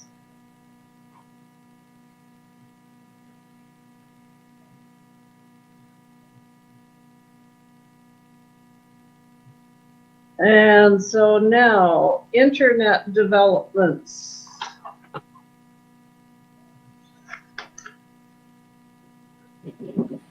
And I'm not sure, was it, Deputy Mayor, did you ask for this to be put on? Yes, I just wanted to give council a quick update on some developments. I've been working with Mike and a prospective internet provider who wants access to our water tower.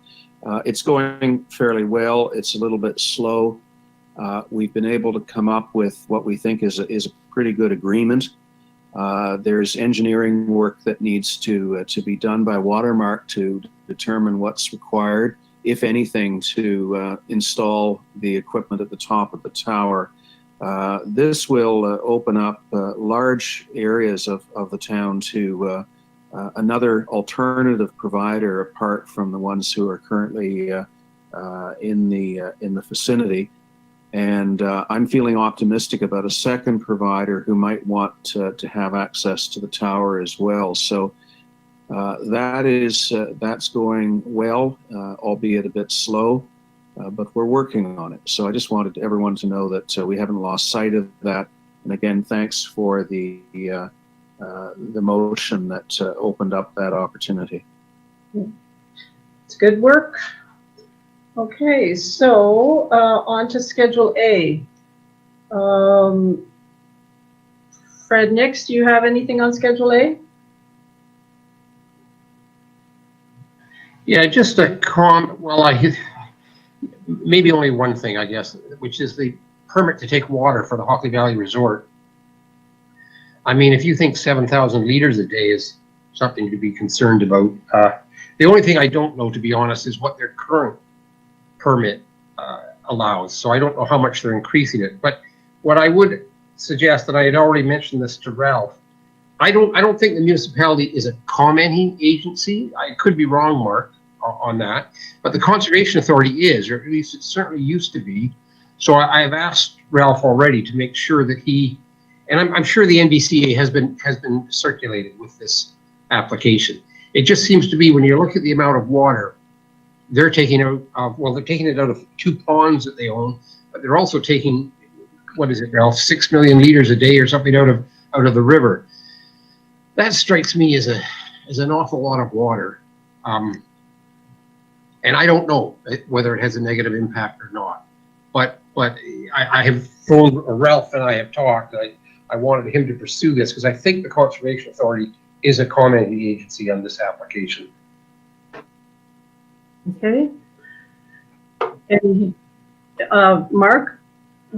Sorry, I forgot where my camera was on my computer. The amendment, the notice that we got from MECP, Fred, indicates that what they're looking to do, it doesn't mention an increase to what they're allowed to pump. What it does say is they're looking to change from the sites on their property from 3 to 5. Now, I can certainly follow through with that as to what they were originally approved for, but that's what the notice specifically says, is that it's a change from 3 sources to 5 on the site. So I don't know if they're balancing their water takings across the property now as opposed to from 3 specific sites on the property. So we can get clarification with that. This just came in, I think, Wednesday. Well, are we a commenting agency on these applications?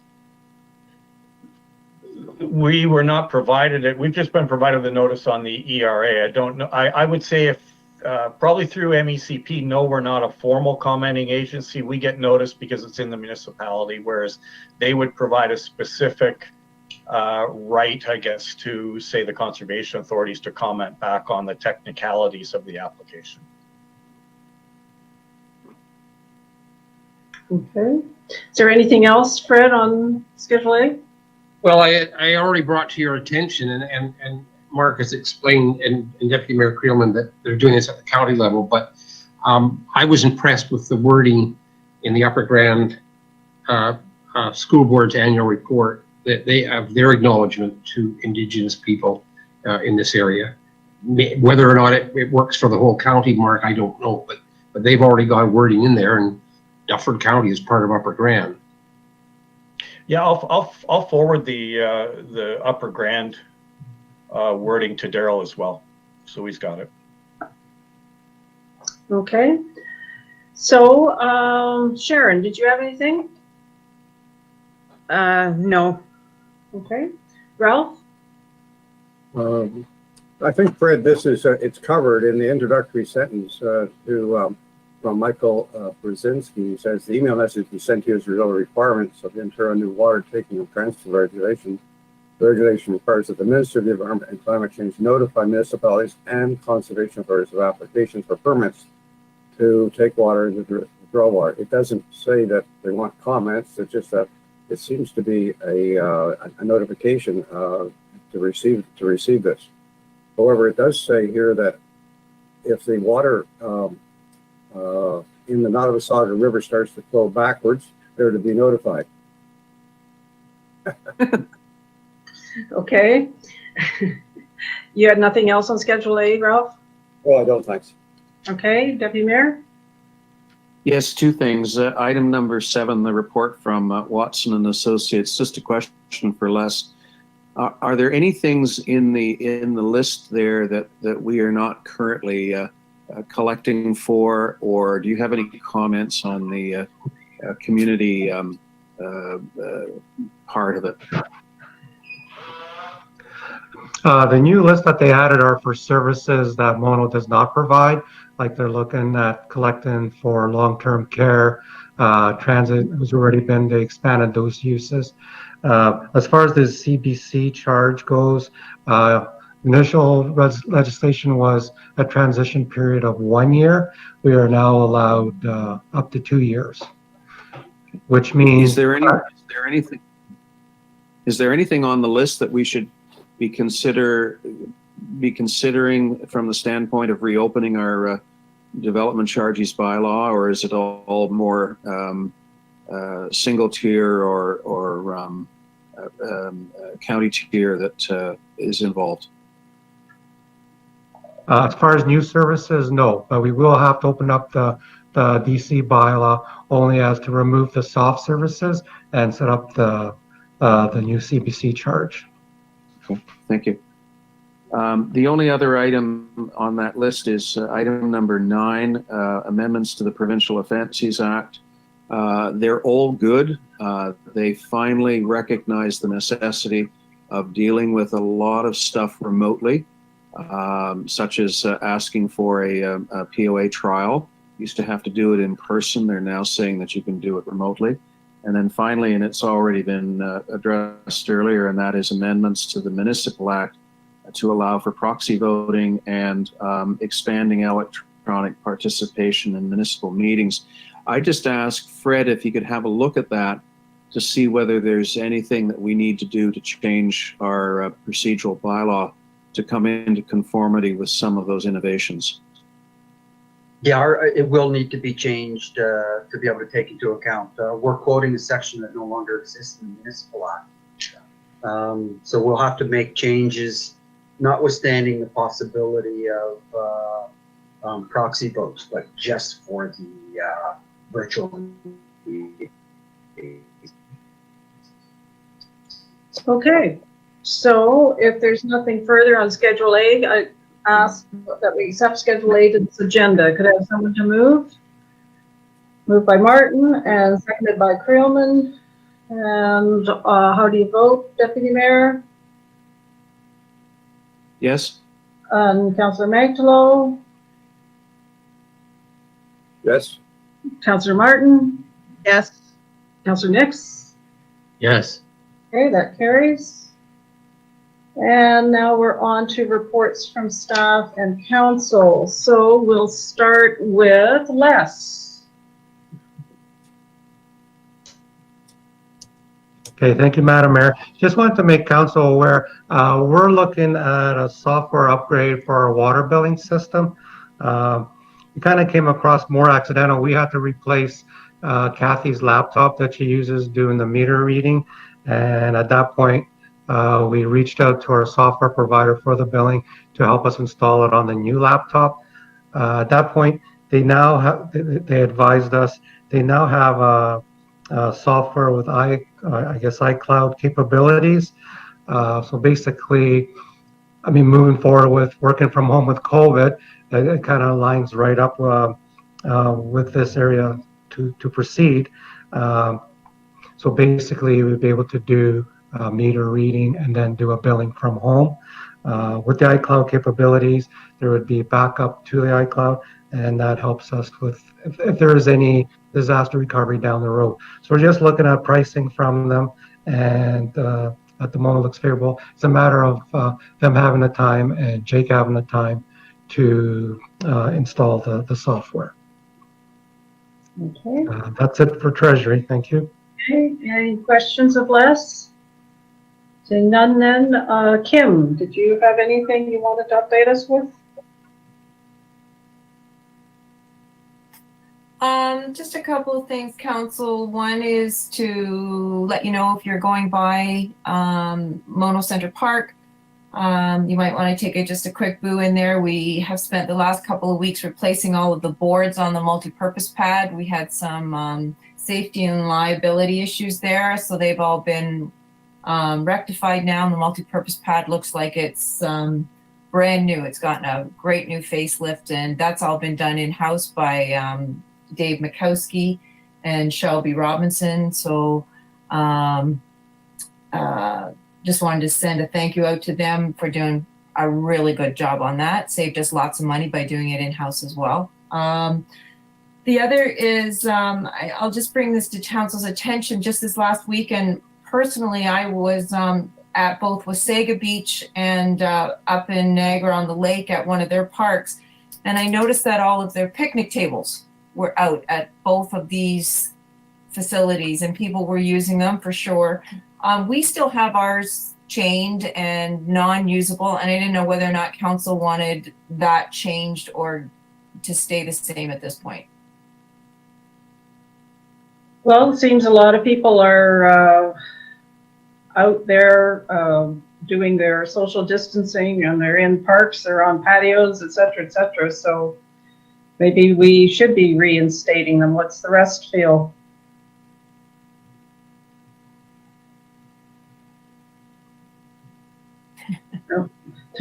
No. Yes, Councillor Mapesolo. Without dragging this out, I'd be reluctant. Okay. John, how do you feel? Cautious, at least for the next week or two. Okay. Great. Sharon? I agree. Cautious for the next little while. Okay. Fred? Whatever Ralph says, I'm fine with. Okay. So you got your your answer. So maybe by the next council meeting, we'll be able to revisit that question. Just in follow up to that then too, just letting council know I had a request for the beach volleyball court out at Island Lake to be reopened. But following what you're saying about the picnic tables, my thoughts on that was we're looking at one ball, we're looking at bouncing back and forth between a number of people. My thought was not putting the net back out. So I'm thinking with you not wanting the picnic tables out, that you're good with my thought on not putting the beach volleyball. Yeah. Okay, just wanted to double check. Great, that's it. Okay, thank you. David, do you have anything else to provide us with? Brief update. I'm going to get back to my holiday at the end of this day. Don't rub it in. It's fine. Well, we're doing what we got to do. Oh, I know. I mean, the responsibilities required, right, because of those items I had on the agenda. So no worries at all. I mean, I will have to get the notice of decision out, of course, for the decision today on Full Throttle. And then at some point, I will have to approach our friendly deputy clerk about looking how we're going to process the accessory structures amendment. So not forgotten on that. I think I can safely say we have a new recruit coming on board in second week of August. Thankfully, because of course we've been pretty busy with all of the work that our good previous assistant had before her retirement. That's really about the update I've got right now. Just one point of clarification for Councillor Nix. The lower tier schedule, by the way, is part of the growth plan review. That was Schedule 7, and it was solely about Simcoe County. It's all the Simcoe County lower tiers that will now be consolidated into the upper tier. And so that's what that change is solely focused to Simcoe County. We never did have a lower tier in the growth plan, an allotment as a lower tier in the growth plan. It was always County of Dufferin, just so you know. Okay, thank you. And Mr. Dunmore, are you still there? Yeah, just so for council's update, Bridge 39, we saw, I guess we'll call it a soft opening on Friday. We had some garbage issues with the Simcoe County garbage contractors. So it will be closed down for a one-day period in the next week or so for guide rail installations. But other than that, I don't have anything else unless council has questions for me. Okay. Any questions of Mr. Dunmore? Okay. Oh, yes, Deputy Mayor. Yes, Mike, as we've been meeting, I had a message from somebody who lives on the 10th Side Road concerned about a daily cavalcade now of upwards of 20 gravel trucks, full and empty, going past. Do we have any idea what's going on out there? Are they using our roads as a shortcut, or is it a project that they're working on?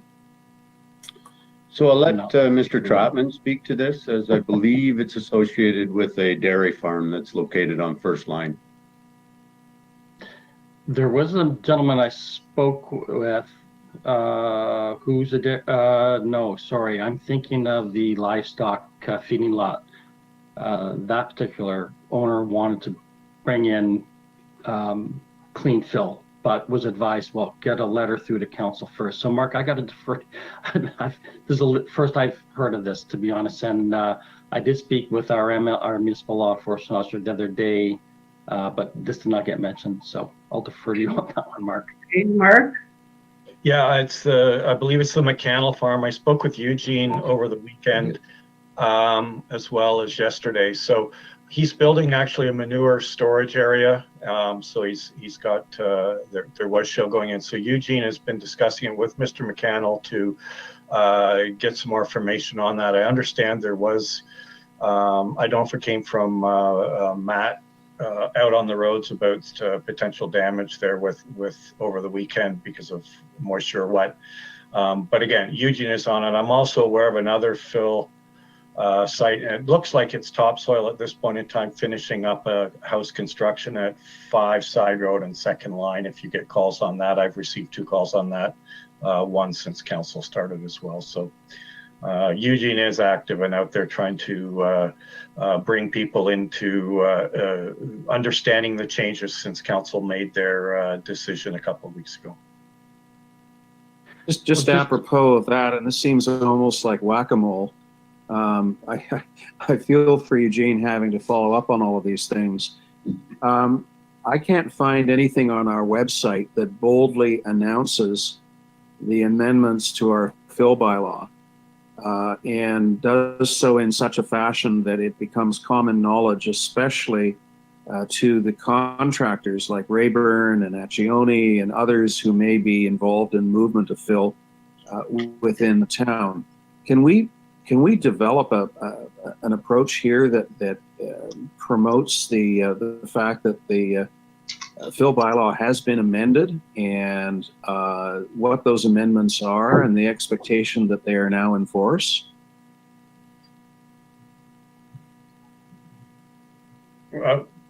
Certainly. Mark? Because it's one thing to pass the bylaw and then not tell anyone about it, apart from Eugene having a quiet word with people as he catches them. Well, and we've been dealing with it with the new applicants at a staff level for the past week as well, right? Trying to get that enforced. But yeah, we'll probably take, Mike's develop a list of conditions for his permits, for driveway permits as well. So we can also link that in with something onto the website. I was also waiting for the process to finish up on fill. But I think we need to reach out to some of the local contractors who may be involved in the movement of fill.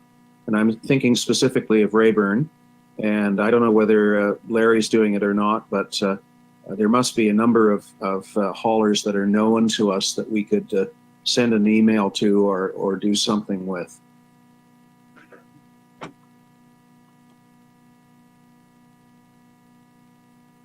Okay. Mark, are you? That's fine. I'd already commented, certainly. So. Okay. So where are we at? Fred Simpson. No, I have nothing to report today. Oh, wow. All right, Mark, you're up. It's nice being able to turn your camera off during a council meeting to take emergency calls. So Eugene is actually out on site at the Ritchie farm today.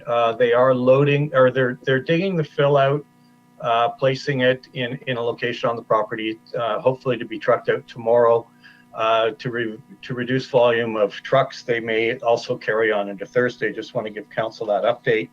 One of the questions from Eugene was they have stripped topsoil, as you're aware, with their dozer across the area of the track. There has been no fill placed on that portion of the track. It's just stripped topsoil. So I've told Eugene that is not part of the order. The order is for removal of the fill. So in case you get questions about why that wasn't regraded and resodded, that's why it's not subject to the order. So that's going on. He's documenting it. He will be out on site. Fred, could you just reflect in the minutes that I didn't participate in the Smokies garage matter at the front of the meeting for my conflict?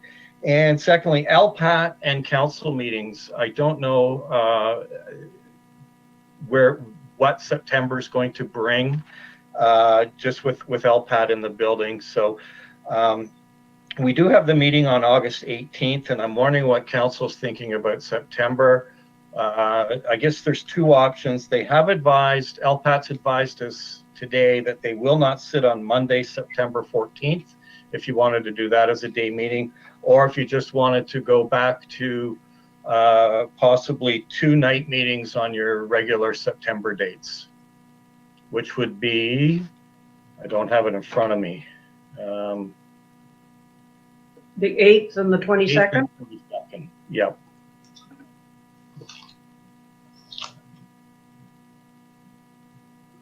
So it's going to become critical for us as we're getting requests for delegations. Yeah. Okay, so so do you want to go back to our regular schedule on the 8th and the 22nd in September? So 8th is the evening and 22nd is day. They'd both be night meetings. They'd have to be night meetings because LPAT would be sitting through the day and there's no way we'd be able to. Okay, so Councilor Mitchell. I'm in favor of that. Our regular days, our regular dates, but have them as night meetings. Right. Okay. So, Councilor Magdalene. Mark, to be clear, are we talking about virtual meetings or in council chamber meetings? No, they would be virtual meetings. Sounds good. Okay.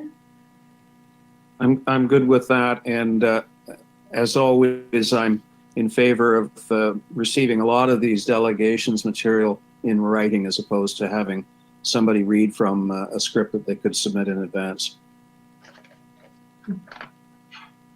Okay. So, is there anything else, Mark? No, that was it. Thank you. Okay. So now, councilor reports. Councilor Nix, do you have anything? Yeah, 2 quick things. Councilor Martin and I will be going to a Shelburne District Fire Board meeting tonight, and we will be hiring a new fire chief. I would announce the name. The HR committee has a recommendation to the full board, but I think since we haven't negotiated the contract yet, I'll let you know the name at our next meeting.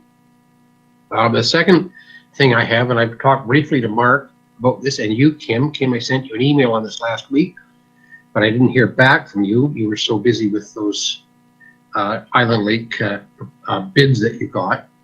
The Bruce Trail has acquired, approximately 50 acres of Cannings Falls, which just in terms of the town of Mono, in terms of incredibly beautiful sites, this rivals Mono Cliffs Park or anything else.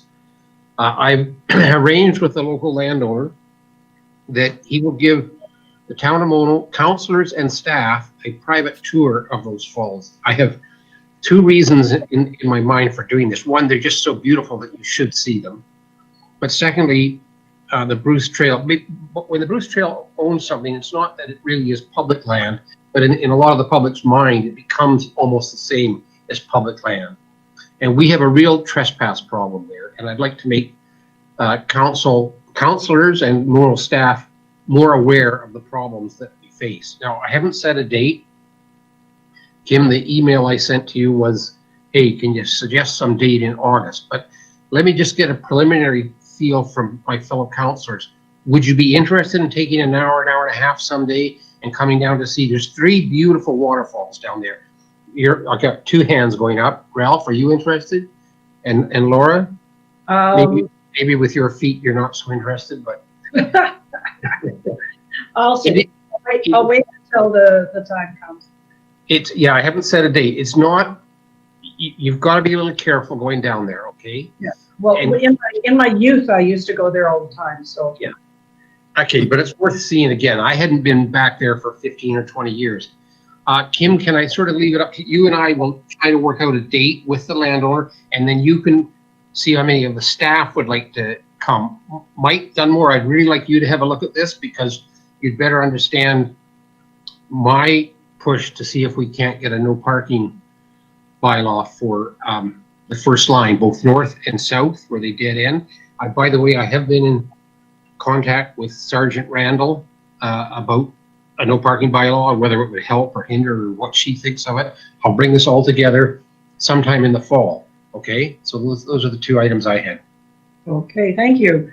Mike, Yep. So Sharon, do you have anything? I'm really excited about this meeting tonight. I love a mystery.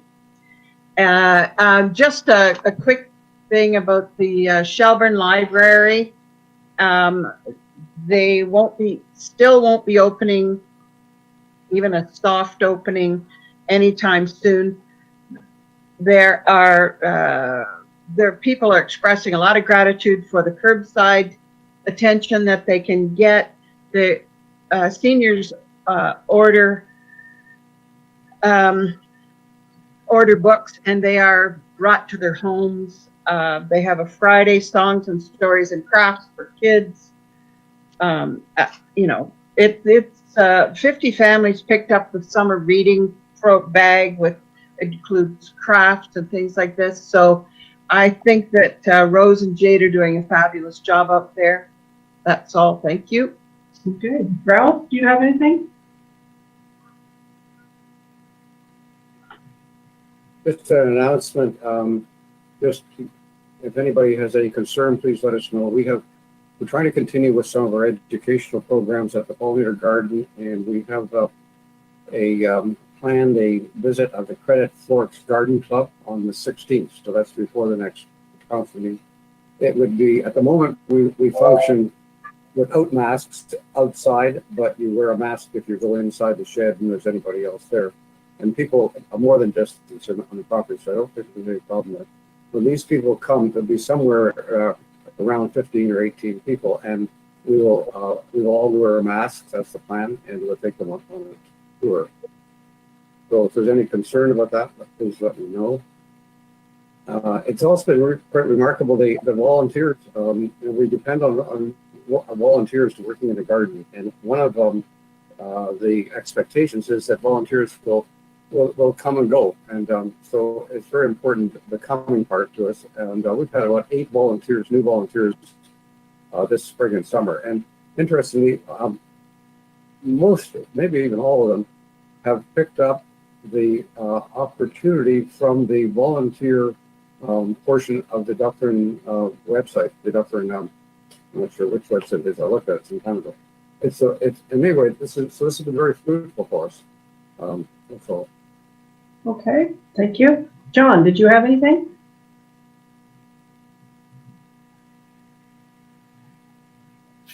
Yes, a couple of things. You'll notice in today's banner, there is a report of the activity of our 2 traffic officers, our dedicated officers that we that we have in the town of Mono. Since July 1st, 24 individuals have been charged with stunt driving on Mono roads. 22 of those individuals reside outside the county, and none of them resides in Mono. So that's 24 people charged with over 50.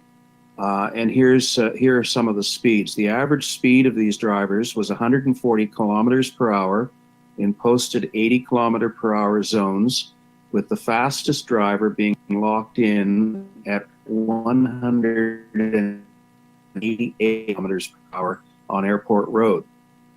There was, however, a driver apprehended on Mono Center Road going 146 kilometers.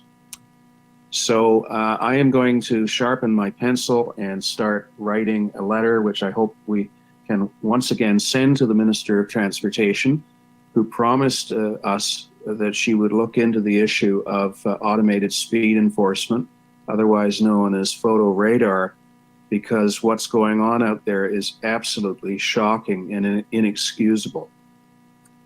The second item I have to report is that we have had already one meeting, and we'll be having a virtual meeting this afternoon on the issue of a towing bylaw.